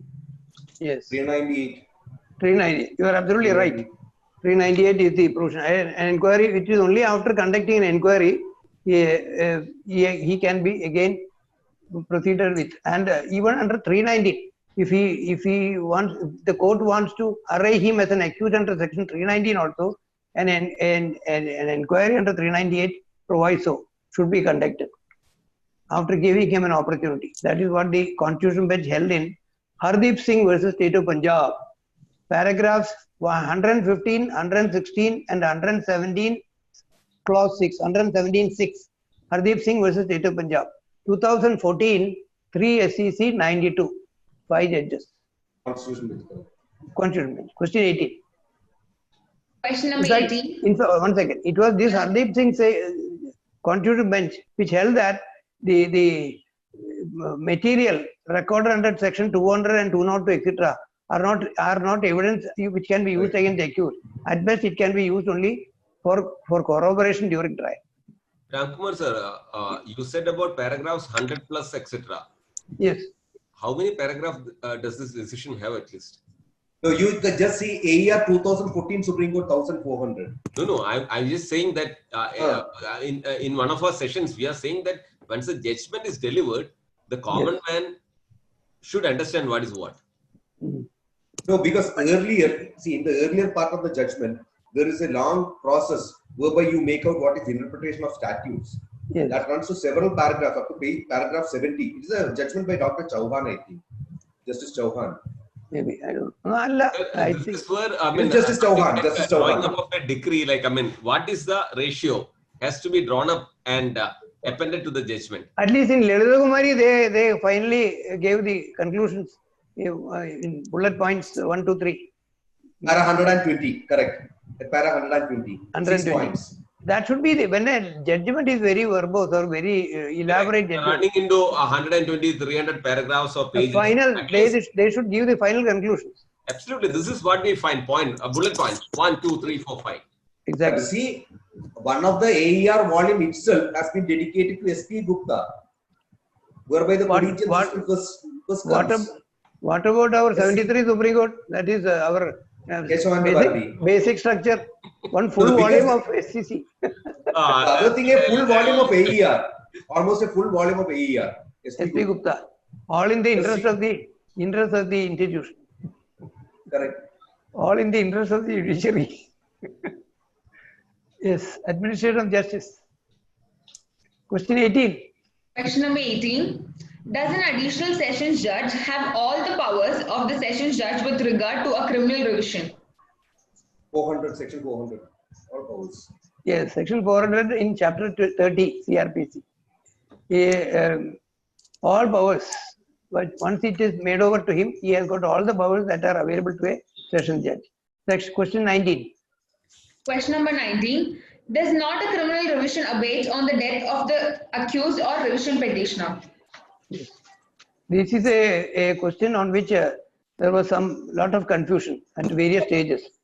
Now, it does not abate, and section 394 CRPC, which is applicable to appeals, has no application in the case of death of a party. It cannot be applied. That is what Supreme Court in 1959, Supreme Court 144, AR 1959, Supreme Court 144 said. It was approved again approved in State of Kerala versus Kamala Devi, AR 1962, Supreme Court 1530, 1530, 1962, 1962, Supreme Court 1530, 1530, 3 judges. Again, T.S. Vishwanathan versus State of Kerala, 2006, 3 KLT 539, 2006, 3 KLT 539. Then again, Reverend Bishop K.M. Chakko versus P.S. Jayaprakash and another, 2009, 3 KLT 50. Revision does not abate. Yes. Once it has been taken on file, it has to be decided, notwithstanding the death of the party. Yes. Question 20. Question number 20. Has not a party to a criminal revision the right to be heard before the revisional court? An extension of the earlier question. No party has any right to be heard. But if 401(2) says, but before an order prejudicial to a party is passed, he should be given an opportunity of being heard. The court alone has got the option to hear parties under section 403.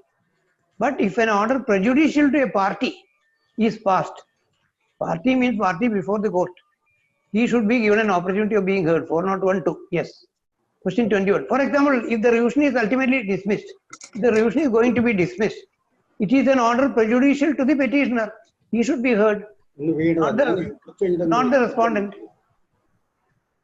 Question 21. Question number 21.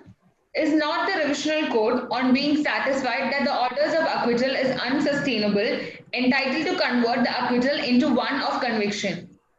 Yes. Please read clause 3 of section 401. 401(3). Yes, sir. Nothing in this section shall be deemed to authorize a High Court to convert a finding of acquittal into one of conviction. Yes. And Benny P. Jacob versus Rajesh Kumar Unitan, 2019, volume 2 KLD, 688 division bench, said that it cannot be converted into a conviction. An acquittal cannot be converted into a conviction. But I have my own doubts. See, when 401(1) says the appellate powers are also available. Appellate powers, exactly. Is it not? When 401, is it not, does it not run counter to 401(1)? Correct. Correct. When you give the whole powers under 386. Yes. Because I think it is 70 Supreme Court 1, page 1 or so, or 77 Supreme Court page 1, where the Supreme Court in civil side said the revisional power is only a facet of the larger appellate powers. I think 70 Supreme Court 1 or 77 Supreme Court. Narayan Namburi, right. Page 1. Narayan Namburi's case, I think it is 70 Supreme Court. 70 Supreme Court 1. Where Supreme Court said revisional power is only a facet of the larger appellate powers. That is given expression in section 401(1). Therefore, when the revisional court is having the appellate powers also, why not convert an acquittal into a conviction? But because of the statute, the same provision bars 401(3) bars a conversion. Therefore, one day Supreme Court will say, definitely, Supreme Court will say one day that 401(1), 401(3) is not controlled by 401. Going by the trend, I can assure that one day our apex court will say 401(3) is not controlled by 401(1), or rather 401(1) is not controlled by 401(3). Under 401(1), the revisional court can have the appellate powers and convert an acquittal into conviction. You can expect a district suit. Yes, question 22. Yeah. Question number 22. Is it not permissible for the revisional court to dismiss for default a criminal revision? Whatever principles we mentioned yesterday regarding criminal appeals are equally applicable to criminal revision also. A criminal revision cannot be dismissed for default or for non-prosecution. 1994, Volume 4 SEC 664, and again 1996, Volume 4 SEC 720. 2007, Volume 7 SEC 623. 2007, Volume 7 SEC 623. Last question. Last question. Is the power of revision a suo motu power? Yes. Is it a suo motu power? It's a suo motu power. Why not? It is a suo motu power. And when a party files a revision petition, the party is only reminding the court of the existence of that power. Please exercise that power. This is a patent illegality committed by the inferior court. Please exercise this power. Party is only reminding the court of its jurisdiction. You have got jurisdiction. Please exercise. So it's a suo motu power. Even without an application, court can exercise that power. That is what you call suo motu power. K. Pandurangan versus SSR Veluswamy. 2003, Volume 8 SEC 625. 2003, Volume 8 SEC 625. According to me, these are the aspects to be discussed in a criminal revision. There may be other aspects also. You can elucidate me, you can enlighten me. Sir, any one of you can. Subjects like, we'll take the cue from Justice Murthy as well, and the question put by S. Dilip. I think I just show the chart regarding abatement. Yes. No, before that, let the questions be over. On criminal last question, sir. That's the last question. Last question is abatement. It takes some time. It may say it takes some time. So we'll go for the discussion and keep the abatement in abeyance. Yes. Okay, fine. Sir, I'll just go to Justice Radhakrishnan, our Sitharam. Yes. Yeah, please. Sir, your comments, sir. Sir, it's a wonderful session where we have discussed threadbare certain of the provisions where there are doubts. Thank you, sir. I think this session, I think, gives new dimensions to our thought process on areas where some thought process is necessary. Thank you. Have I omitted any provision? No, sir. No, sir. In my view, you have covered the entire gamut. Okay. It's a comprehensive lecture, sir. Very nice. Thank you. Thank you. And for that matter, Murthy sir, this session happened to be there only because of your message. Otherwise, you would have just finished off with yesterday's appellate jurisdiction. Exactly. I never intended to give a lecture on this subject. But sir, this is very useful, sir. Yes, you are right. Thank very you. Useful for common legal practitioners also, and for judges also. Yes. Over to you, Ramashan sir.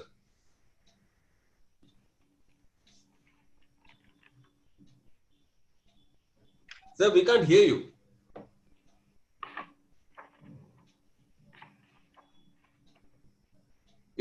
I'm not done anything, but even though I wanted to, but still.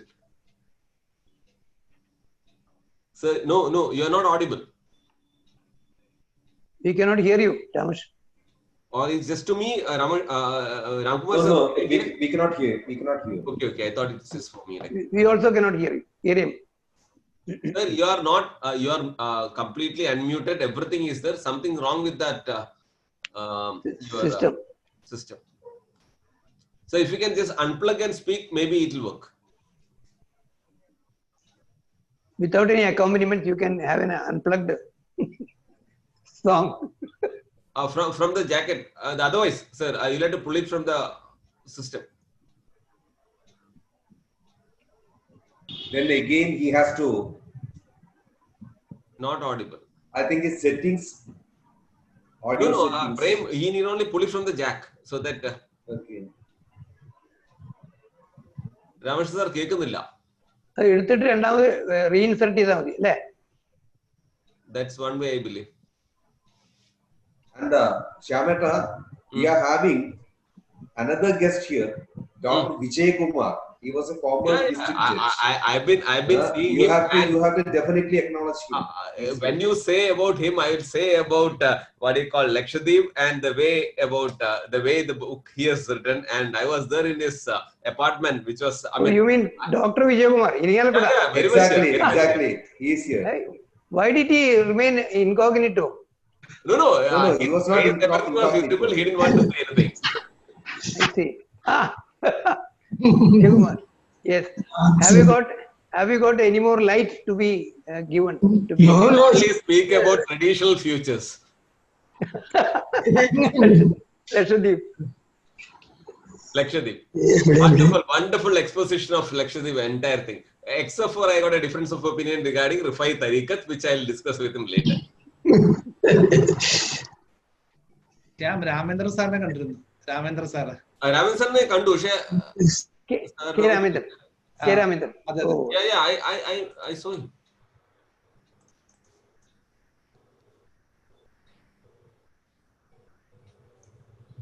Where this judge കൂടി ഉണ്ട്. Shashi. Mr. Shashi. Maybe Mr. Shashi. Ralph നേരത്തെ ഉണ്ടായിരുന്നു ഇപ്പോ ഇല്ലല്ലോ. ഇപ്പോ കാണുന്നില്ല. Ramar sir ഉണ്ടായിരുന്നു. ഉണ്ടായിരുന്നു. I saw him. I thought I'll include him in the last interaction session wherein. Maybe fed up with my lecture. He will be the senior most. Yeah, definitely. Yes. The senior most. Then we have Mr. M.R. Shashi. Shashi sir now switch off his video. ഒരു minute.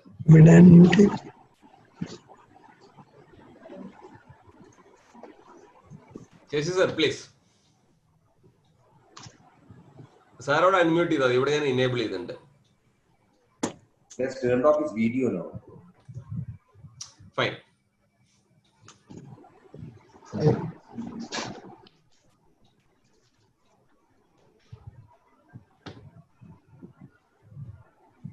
Seeing you after a long time, Vijay Kumar.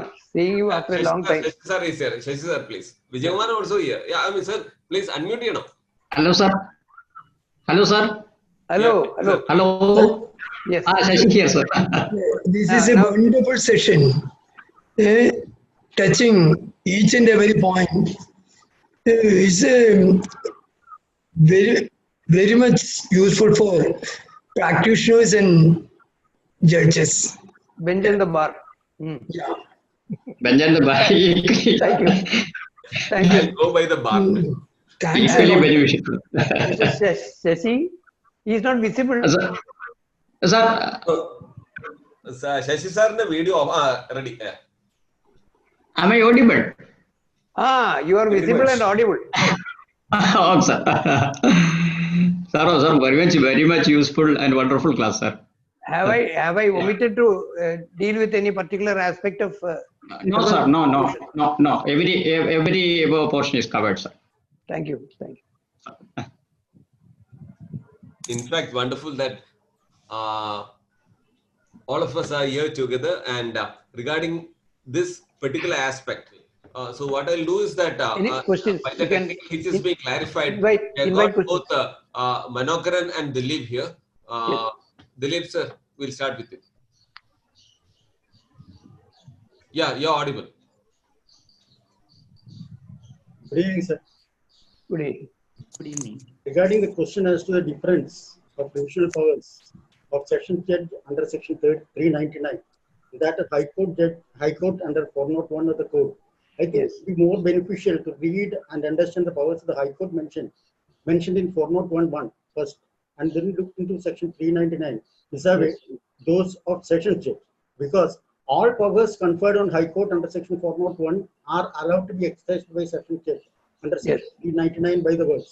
By the words, the session judge may exercise all or any of the provisions which may be exercised by the High Court under subsection 1 of section 401. Ramkumar sir was saying that certain additional powers couched in the words otherwise come to its knowledge are conferred on the High Court. But in my humble opinion, these words connote only exercise of powers conferred on Court of Sessions while considering an appeal under section 388, 386, 389, 390, and 391 of the High Court in a revisional proceeding. By the High Court also in a revisional proceeding. this power need not naturally be conferred specifically on Court of Sessions as they are exercisable by that court, while in appellate jurisdiction, and a revision is only a facet of appeal. Hence, I would like to move the opinion, subject to correction by Ramkumar sir or other legal luminaries here, that Sessions Court power. I am not a luminary. Thank you. Other than Ramkumar sir, legal luminaries. Okay.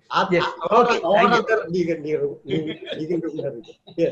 That Sessions Court's power in revisional jurisdiction is wider than that of High Court, in the sense that both, but for specific inclusion of the special power to exercise appellate powers also, while dealing with the revision petition by the High Court would have had only a lesser power than a session judge sitting in revision. Am I correct? Okay. But we will have to convince a larger bench of the High Court. As the one decision of the High Court is staring at us. There is a decision already. I gave you the citation.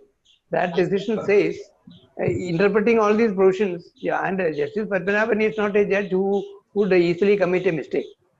Very beautifully put by the judge. Anyway, if that view, in fact, I had also doubt when reading the provisions. But then, since it is Justice Padmanabhan, he may not commit a mistake. That was my assurance, implicit assurance. Therefore, now, if somebody wants to question that verdict, it will have to be done before a larger bench. But sir, let me ask you another doubt. Yes. There is a constitutional bench decision, 2011 6 SCC 216, CBI versus Keshav Mahindra. You have a decision, even of the Supreme Court, and if the statute runs counter, don't go by the judgment of the Supreme Court. So says the constitutional bench of the Supreme Court. You go by the statute, not by our decision. This court is not excluded. Because the decision will be per incuriam. Statutorily, it cannot be. It's not impermissible. So I think what Mr. Dilip said is absolutely correct. Because when the decision runs counter to the statute, why do you need to challenge it before a division bench and all? You can just ignore that decision. But that decision is also binding, at least for the subordinate courts in Kerala. But sir, what about this constitutional bench in Keshav Mahindra, 2011 6 SCC, page 216? There are paragraph 4, sentence number 3 and 4. The Supreme Court says, whatever be the judgment of a court, this court not excluded. Go by the statute. Directing all the authorities, go by the statute. Don't go by our decision. That is our problem. If we don't go by first principles, we always go by judicial verdicts and interpretation. Now, before going into the interpretation, first understand the provision, then go to the interpretation. But at the same time, we cannot. We are also bound by the rulings, decisions, and I am a worshipper of statute law, of case law, of judicial precedents, and going by the principles of stare decisis, we may have to canvass the correctness of the decision before a larger bench. That is the legally known method. It is easier to say that decision is. It is easier to say that a particular decision is contrary to the statute, and you go by the statute, don't follow the decision. But when you don't follow the decision, a magistrate or a session judge will know the consequence. When a decision is not followed, and specifically referring to the decision, he says, I am not inclined to follow the decision, and he will know the consequence soon. Suppose the district judge quotes the Supreme Court ruling, saying that there's a High Court ruling like this, there's a constitutional bench ruling like this. Same provisions are not interpreted by the Supreme Court. Supreme Court makes only a general statement. Let me tell you what made the Supreme Court say like that. Actually, that was a case where a curative petition was filed before the Supreme Court. In 1996, the Supreme Court, in a particular matter, Supreme Court went on to say that certain charges won't lie. The matter comes before the magistrate. Actually, the charges could be sustained. Then the direct magistrate, he was totally shuddered. He said, no. Supreme Court judgment binds me, so I cannot take note of this charge. Then again, it was taken up to the Supreme Court during 2011. This was in 96. And see, after 15 years, it was taken to the Supreme Court, whereupon the Supreme Court said, see, even if the magistrate sees that the order, see, this is an order, if it runs counter the statute, just ignore our decision. That's not will another bench of the Supreme Court lay down the same law? But this is a constitutional decision. All right. Supposing the matter comes before another constitutional bench, Do you expect the same ruling from another bench also? But the You don't have any. You don't have any statute- consistency. You don't have any consistency. But the statute is static. Lamkumar sir, on the lighter vein. Statute is static, exactly. There you are. Statute is static. I appreciate that. You are right. One more thing, sir. In law, nothing is certain other than the expenses. For example, Prem, for example, I'll give you an illustration. Now, there are decisions, ever so many decisions of the Supreme Court and very many high courts which say that trial starts with the framing of charge. Trial starts with the framing of charge. Is that position, if you examine the provisions correctly, if you examine the provisions meticulously, can you say that trial starts with the framing of charge? Likewise, the other day we noticed that the test for a police officer so as to attract the interdict under sections 25, 26, 27, etc. A confession, 94. Not only that, Yes, Ilias 70 Supreme Court, Constitutional Bench also, and two other Constitutional Bench rulings also, which say that a police officer alone has got the power to file a final report under 76. Technically, if you examine that question, do you agree with that position? I cannot agree. And we have noticed that the very same Supreme Court Constitutional Bench approved, said that any confession made to any police officer, whichever may be the rank and whatever may be the duty performed by him, is hit by section 25. If that is so, where is the question of power of investigation, power of to file the charge sheet? But sir, with regard to your can a magistrate or can a sessions judge, when the Constitutional Bench ruling is cited before him, can he ignore that, saying that no, going by the statute, I am satisfied that Constitutional Bench is wrong? Will he say that? Can he say that? By the Constitutional Bench decision. Sir, on this I have a point, sir. Sir, if the Supreme Court refers to the provision and still renders a decision, nobody can say it is per incuriam. Yes. Supposing the Supreme Court doesn't refer to the provision and renders a decision, then also the law of precedent says the Supreme Court is conscious, aware of the provision, still renders. Exactly. It was referring to section 25 of the Evidence Act, that the Supreme Court in one set of rulings said that any confession made to any police officer, whichever may be the rank and whatever may be his function, it is hit by section 25. Another set of rulings saying that to call him a police officer, he should have the power to file a final report. And we have seen during our earlier discussion that even a police officer who does not have the power to file a final report will be a police officer. Likewise, a police and the earlier ruling is contradictory to the subsequent ruling. If the confession made to a police officer who is the principal of the police training college, he has no power of investigation. Where is the question of he filing a final report? And if the confession made to him is tabooed, then where is the question of calling him a police officer if you apply the test for the police officer? All these things stare at us. But can a magistrate or session judge refuse to follow these rulings? All by Constitutional Bench rulings.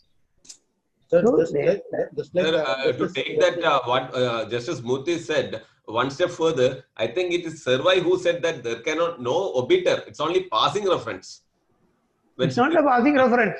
We are specifically referring to section 25 of the Evidence Act, that both line of decisions held that confession made to any police officer. Supposing a confession is made to the MD of KSRTC, Managing Director of the Kerala State Road Transport Corporation, who is an IPS officer. Going by that ruling, that line of rulings, confession made to a police officer, whatever may be his function, is tabooed under section 25. The other ruling says, unless he has got a power to file he has got the power to conduct an investigation and ultimately file a police report, he is not a police officer. Are they not conflicting each other? Under forest law, sir, forest officer is considered as not a police officer. Confession made to him is admissible. He is admissible because he is not. He cannot file a final report. But then, under Transplantation of Human Organs and Tissues Act 1994, a police officer is statutorily barred from filing a police report. He can only file a complaint. What will you say about that? Is he not a police officer? Yes, sir. As Mr. Justice Naidu said in the previous lecture series, my submission is that when the statute is clear, the question of pondering into the various decisions of the Supreme Court or the High Court is not warranted. When the statute reads very much into what is expected to be without unambiguous. Dilip, we are not in some sort of sterile environment. You'll have to go to a court wherein all these things matters. It's very easy said in an academic platform. Yes. Will it work out in the actual plane? If you got a precedent, that too by a superior court, whatever you say and do is only laborers labor lost. You see, if applying the test laid down by Supreme Court, a confession made to a police officer who can only file a complaint under the Transplantation of Human Organs Act is admissible. Confession made to a police officer, but he cannot file a final report.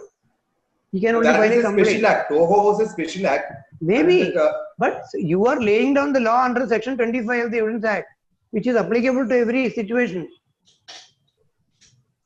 So, see, and what happened to our Abkari Act, Kerala Abkari Act? A non-police officer becomes a police officer because by virtue of an amendment, he was invested with the power to file a final report. Abkari officer. He became a police officer. Is he a police officer? Yes, therefore, when confronted with these binding decisions, you cannot say that it is peringorium. At least a magistrate or even a high court judge may not be able to say that the constitutional bench of the ruling of the Supreme Court is peringorium. Not desirable. No, it's not desirable. It's not only desirable. Supreme Court itself has made clear hundreds of rulings. High Court cannot say. Only the Supreme Court can say. If the Supreme Court ruling is peringorium, only the Supreme Court can say. Supreme Court, in fact, mandated in one case, 2014, the Supreme Court said that what the High Court normally should think that they, even though it was, I think, it was that first was in the 2005 decision. Yes. Tirupati developers, where of course Supreme Court would go on to say we are like elder brother and younger brother, but still the Supreme Court makes it very clear that, but don't say that we have gone peringorium. It is for us to say. We have a saying in Malayalam: when a beggar comes and asks for alms, the nephew was there. Carnor says the problem is. Nephew said, no alms, you go. And then the head of the family, manager, overheard him. Manager called him. They called the nephew. Who are you to say that no alms? It is for me to say that. And he called the beggar back and told him, no alms. I am the person competent to say that. Ramakrishnan sir. Yes, are you hearing me now? Oh, at last. Wonderful. At last. Though I am a latecomer, I enjoyed your session. Sir, your voice or noise has special effects today. High pitch. Yes, now you are hearing me. Yeah. Still, you can tone down the volume. High pitch. No, the volume I am not able to do anything here. Sir, just shoot. Go ahead. Go ahead, sir. Really enjoyed this class. Very simple, covering all the provisions of law and also the precedents. Because normally, even for when the section is also clear, doubts arises, there are decisions. So it is a wonderful session, Ramkumar sir. Thank you. Now, it is the 76th session, and nothing could be left to what you call except for deliberation, no clarification, because it was so clear. Prem. Are there any questions from anybody? Yeah, I have questions. Yeah. Okay. With regard to the power of appeal, yesterday we were on that it is coextensive with that of the original court's jurisdiction. No provision, only decisions. True. But what do you say about revision? If appellate court's jurisdiction is coextensive with the original court's jurisdiction, is the revisional jurisdiction also coextensive with the original court's jurisdiction? Should it not be? Should it not be in the light of 401(1)? In the light of 401(1), should it not be? And take a case where a person who is convicted for the first time in appeal, by the sessions judge, and he is left with the alternative of filing a revision only. Should not the revision court consider entire aspect of the matter, or can the revision court say that no, I am sitting in revision, my powers are limited? Can he say that? Can the High Court sitting in revision say that my powers are very limited? This is a revisional jurisdiction. Only on questions of law or questions of jurisdiction I can go into. I will not reappreciate the entire facts, entire evidence. Can he say that? When the accused has no alternative except to file a revision because of the omission of the legislature to provide an appeal. This is a first appeal, first conviction at the appellate stage.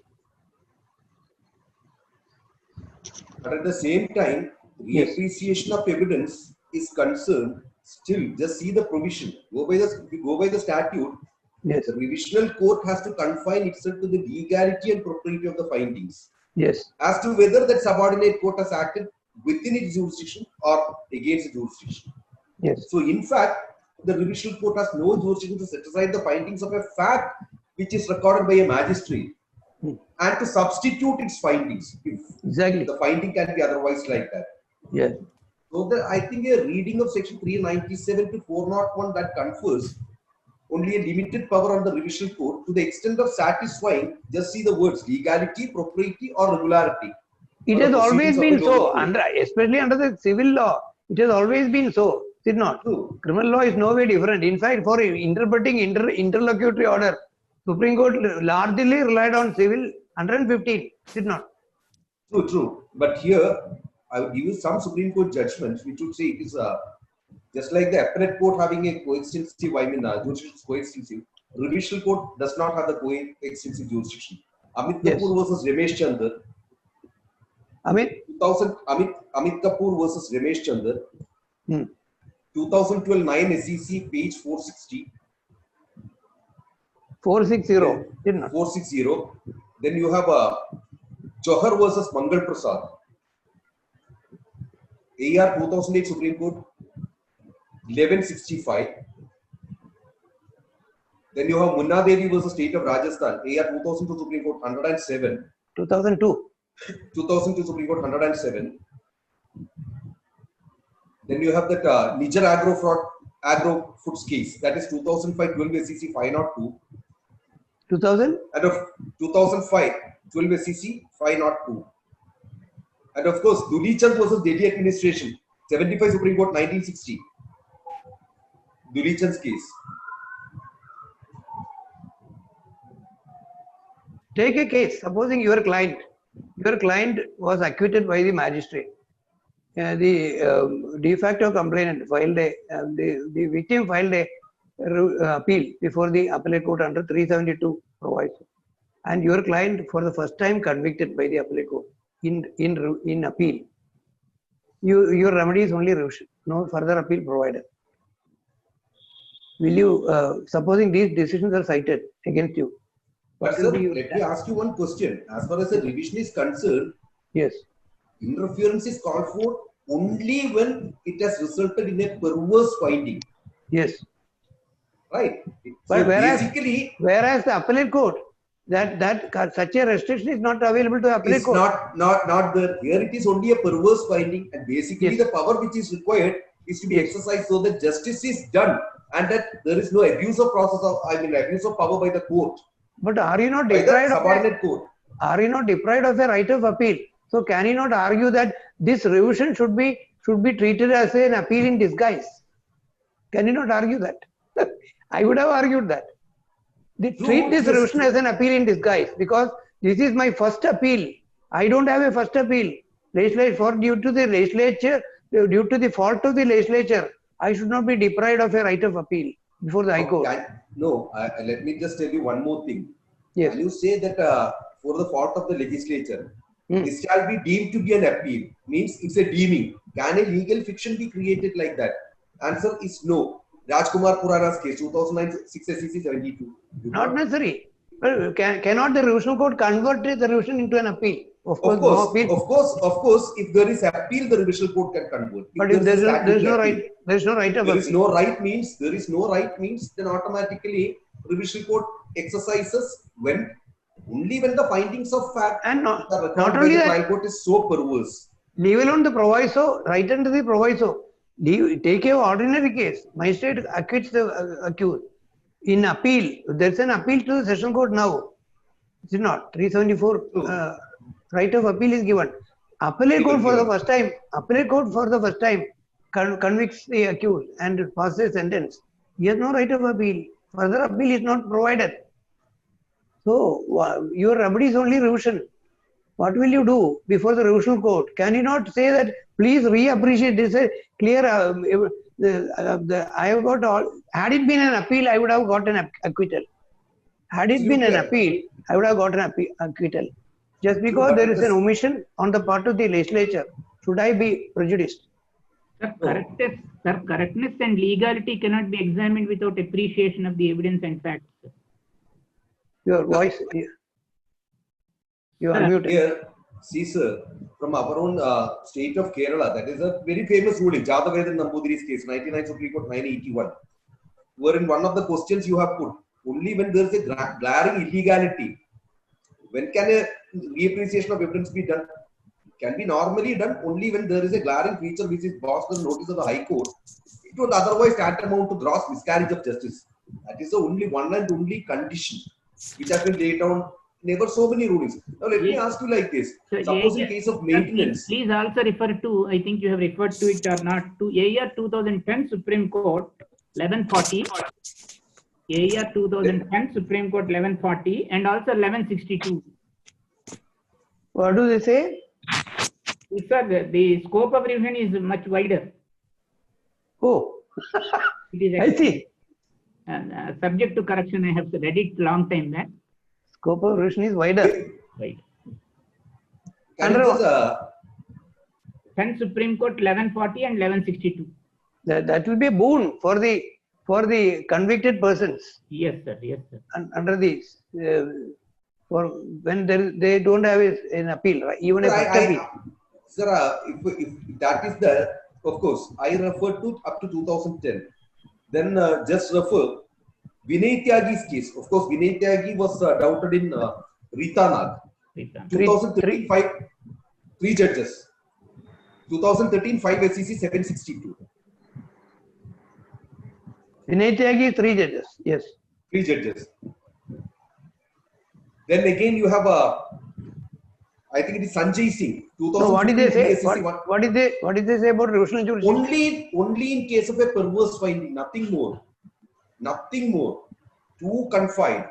Again, revisional court can interfere. That is Sanjay Singh's case. Sanjay Singh, I forgot that exact name. Sanjay Singh something. Sanjay Singh Chavan or something. 2015, 3 SEC 123. 3 SEC 123. 123. And suppose you just take a case of maintenance, sir.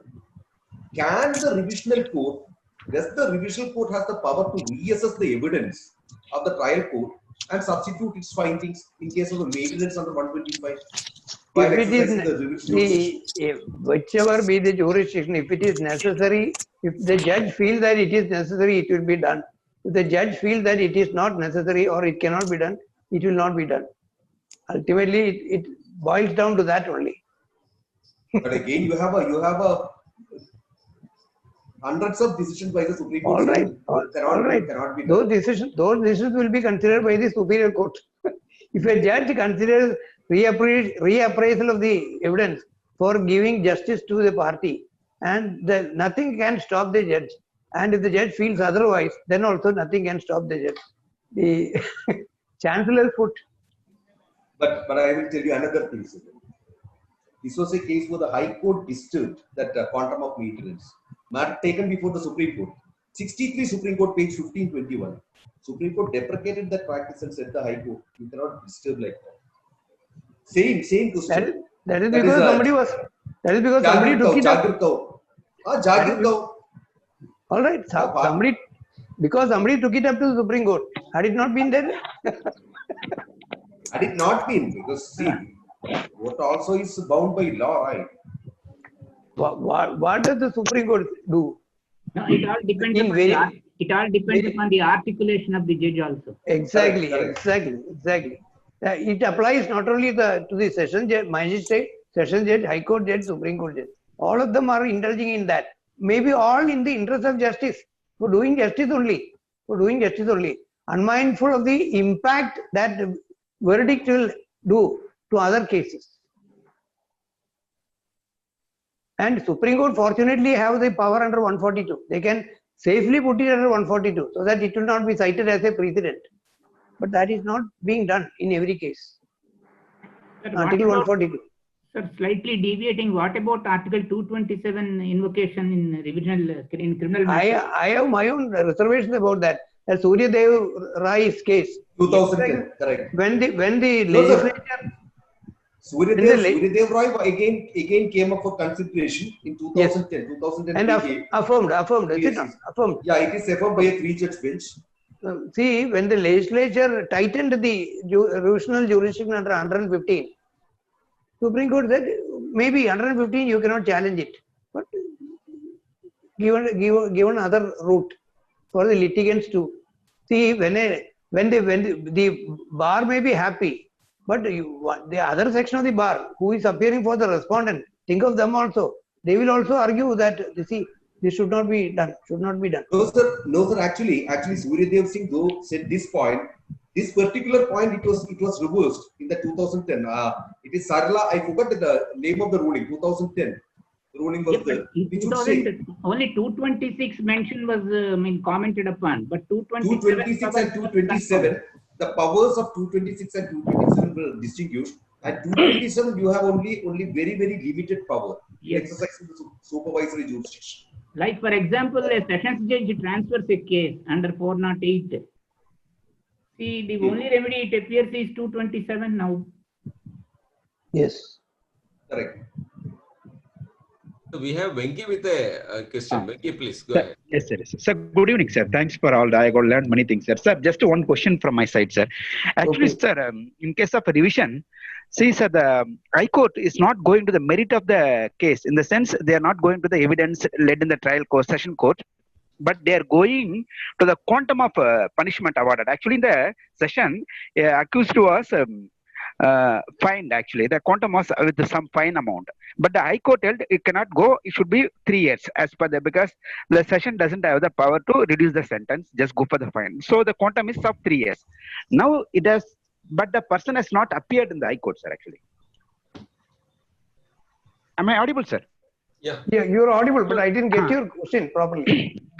So actually, sir, here, as per this 401 section 2, no order under this section shall be made to the prejudice of the accused or other person unless he has an opportunity of being heard.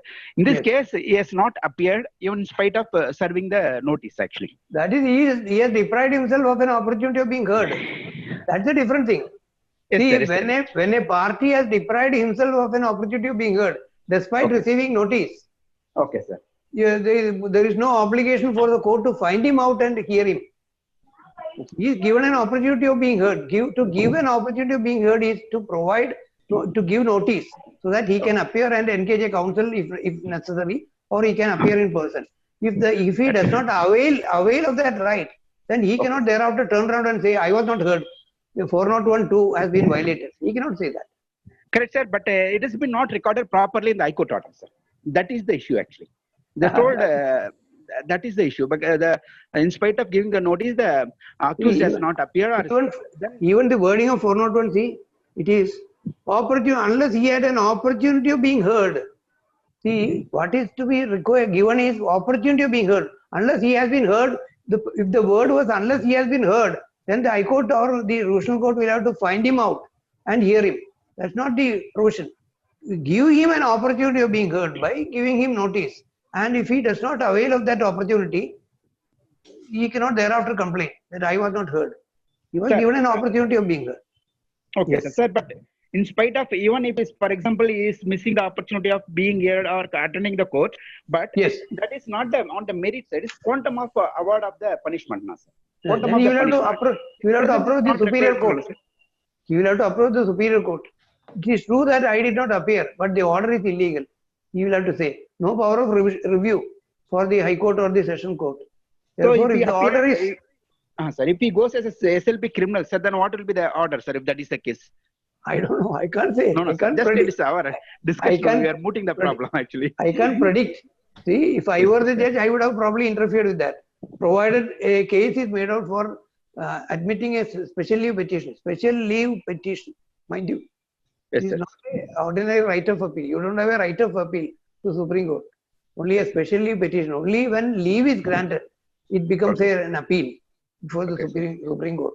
And ordinary matters should not engage the attention of the Apex Court. Apex Court has got constitutional issues to be decided.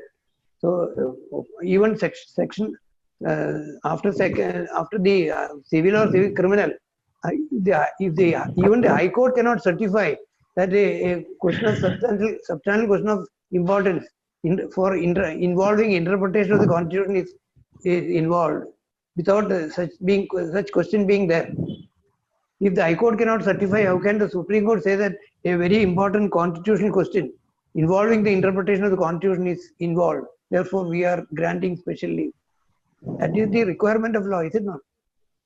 An ordinary appeal will not be. And if a party who did not avail himself of the opportunity of being heard, in spite of receiving notice, he cannot thereafter turn around and say, no, even if I was absent, court should have passed a proper order, illegal order. Now it's an illegal order.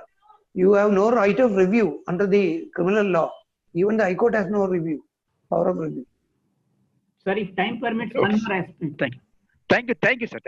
Welcome. You are welcome. Sir, if time permits, one more aspect. Oh yes. See, illustratively, one person committed thefts on the same day in two houses. Yes.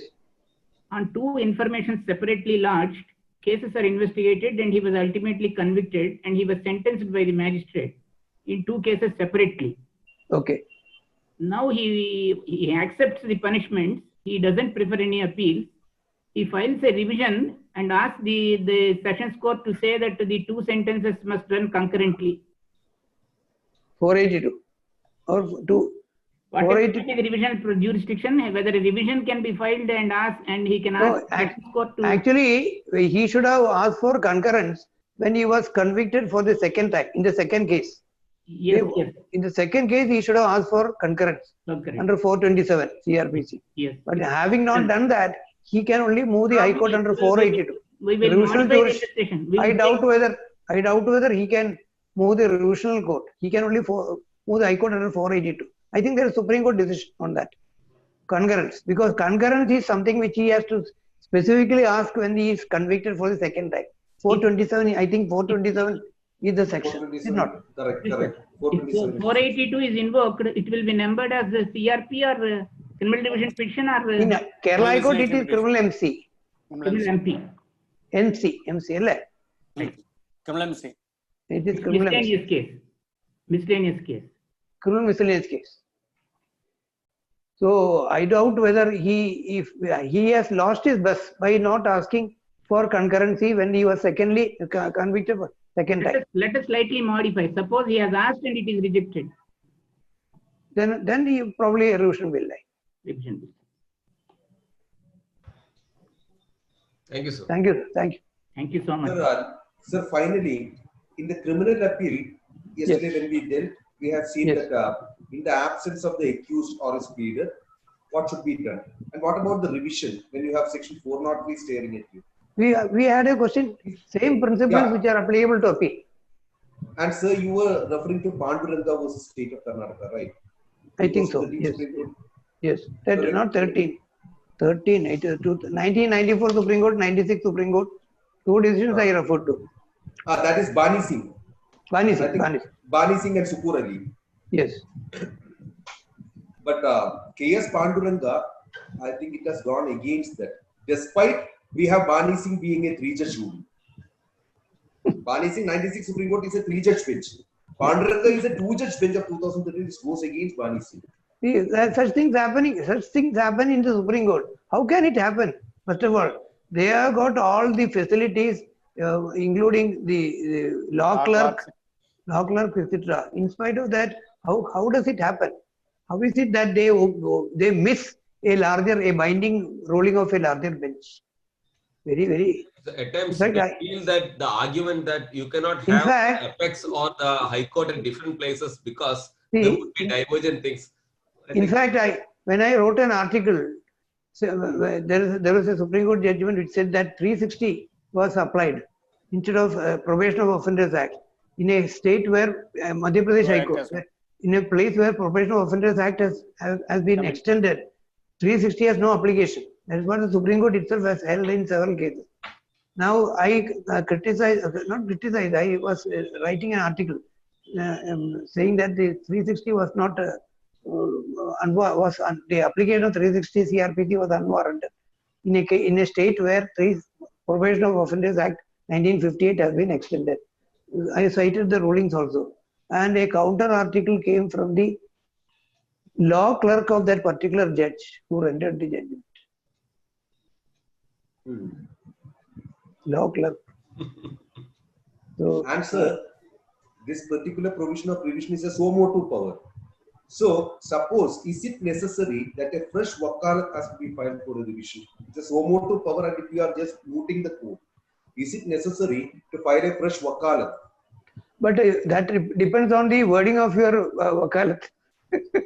Going by the wording of the wakalat, even up to the Supreme Court, you shall defend it. Exactly. The wakalat says so, but this particular thing also was considered by a Supreme Court. Uday Shankar's case, and Supreme Court would say you have to file a wakalat. Uday Shankar versus Ram Kaleshwar Singh.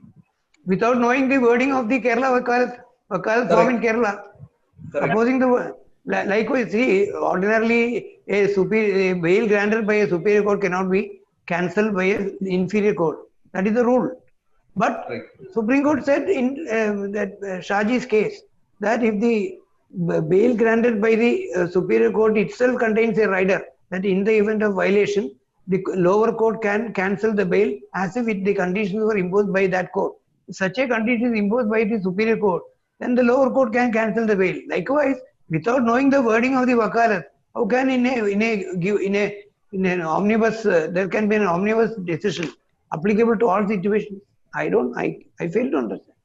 Sir, memo of continuation of appearance would do.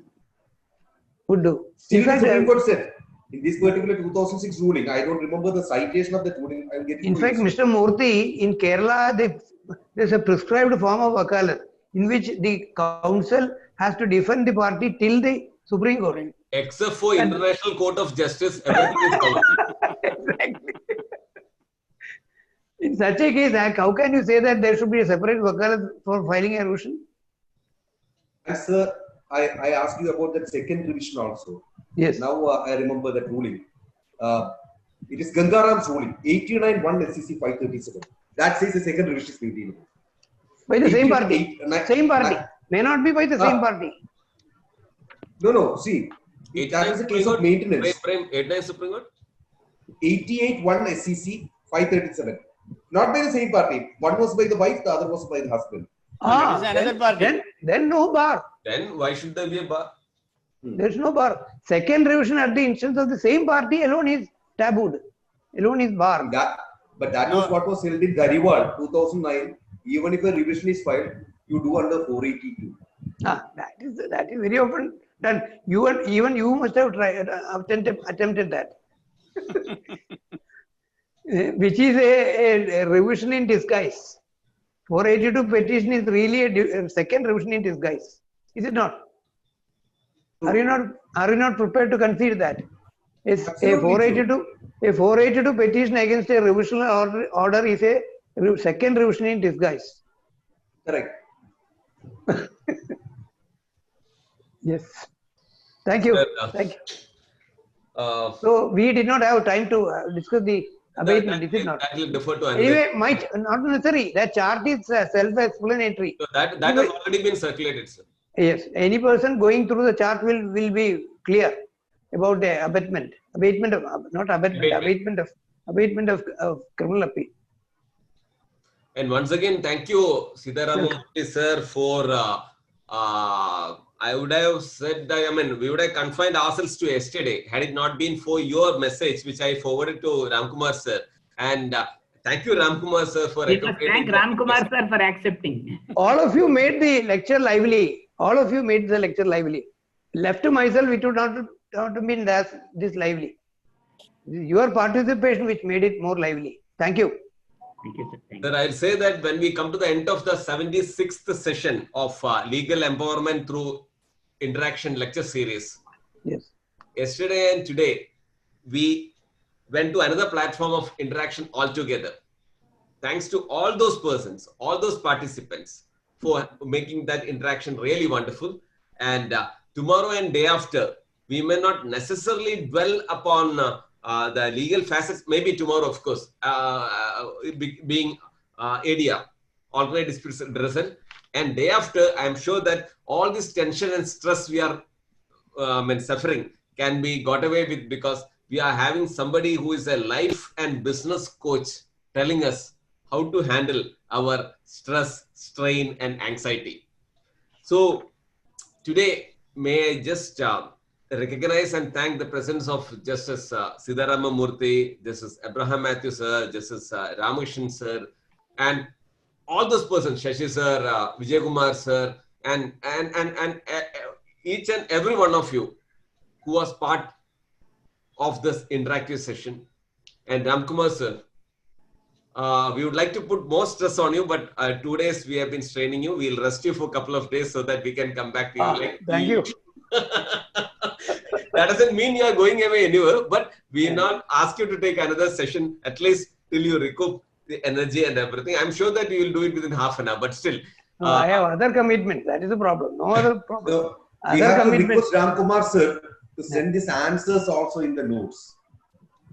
See, I am in the process. I was just wondering. I am in the process of all persons. You don't require any answer. Prem, I require, sir. See, I am in the process of preparing a book, an exhaustive book on criminal trial, including all these aspects. So if I already give the answers, then that will be part of my book.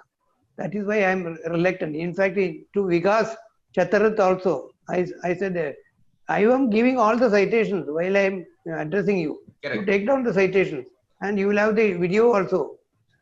Because if I give the questions and answers, then that will be part of my book to be released. Correct. I am in the contemplation of releasing a book on So we every just wait for the day when that tome of information comes to us. Every aspect of criminal trial that will be dealt with in that book, so that it will be useful for the bench and the bar alike. Absolutely, absolutely, sir. We hope all the participants would get a free copy of the book. Participants of this platform. All that I'll ask George or somebody, or LexisNexis or whoever be the publisher. That'll be more or less like a business, transaction. But in fact, for your kind information, when I co-authored that book on CAPA, Kerala Anti-Social Activities Prevention Act, I never took any royalty. I did not take any royalty. So you are free service. It was a free service. So let us, for the time being, on the completion of the 76th session, wind up for today, thanking each and every one of you for your participation, active interaction, and making this platform a wonderful place for legal learning, empowerment. So tomorrow, let us have another session from Justice Roshan Dalvi on the different nuances and facets of alternate dispute resolution. So till tomorrow, 3:30. Please do take care. Thank you. Thank you, sir. Thank you so much.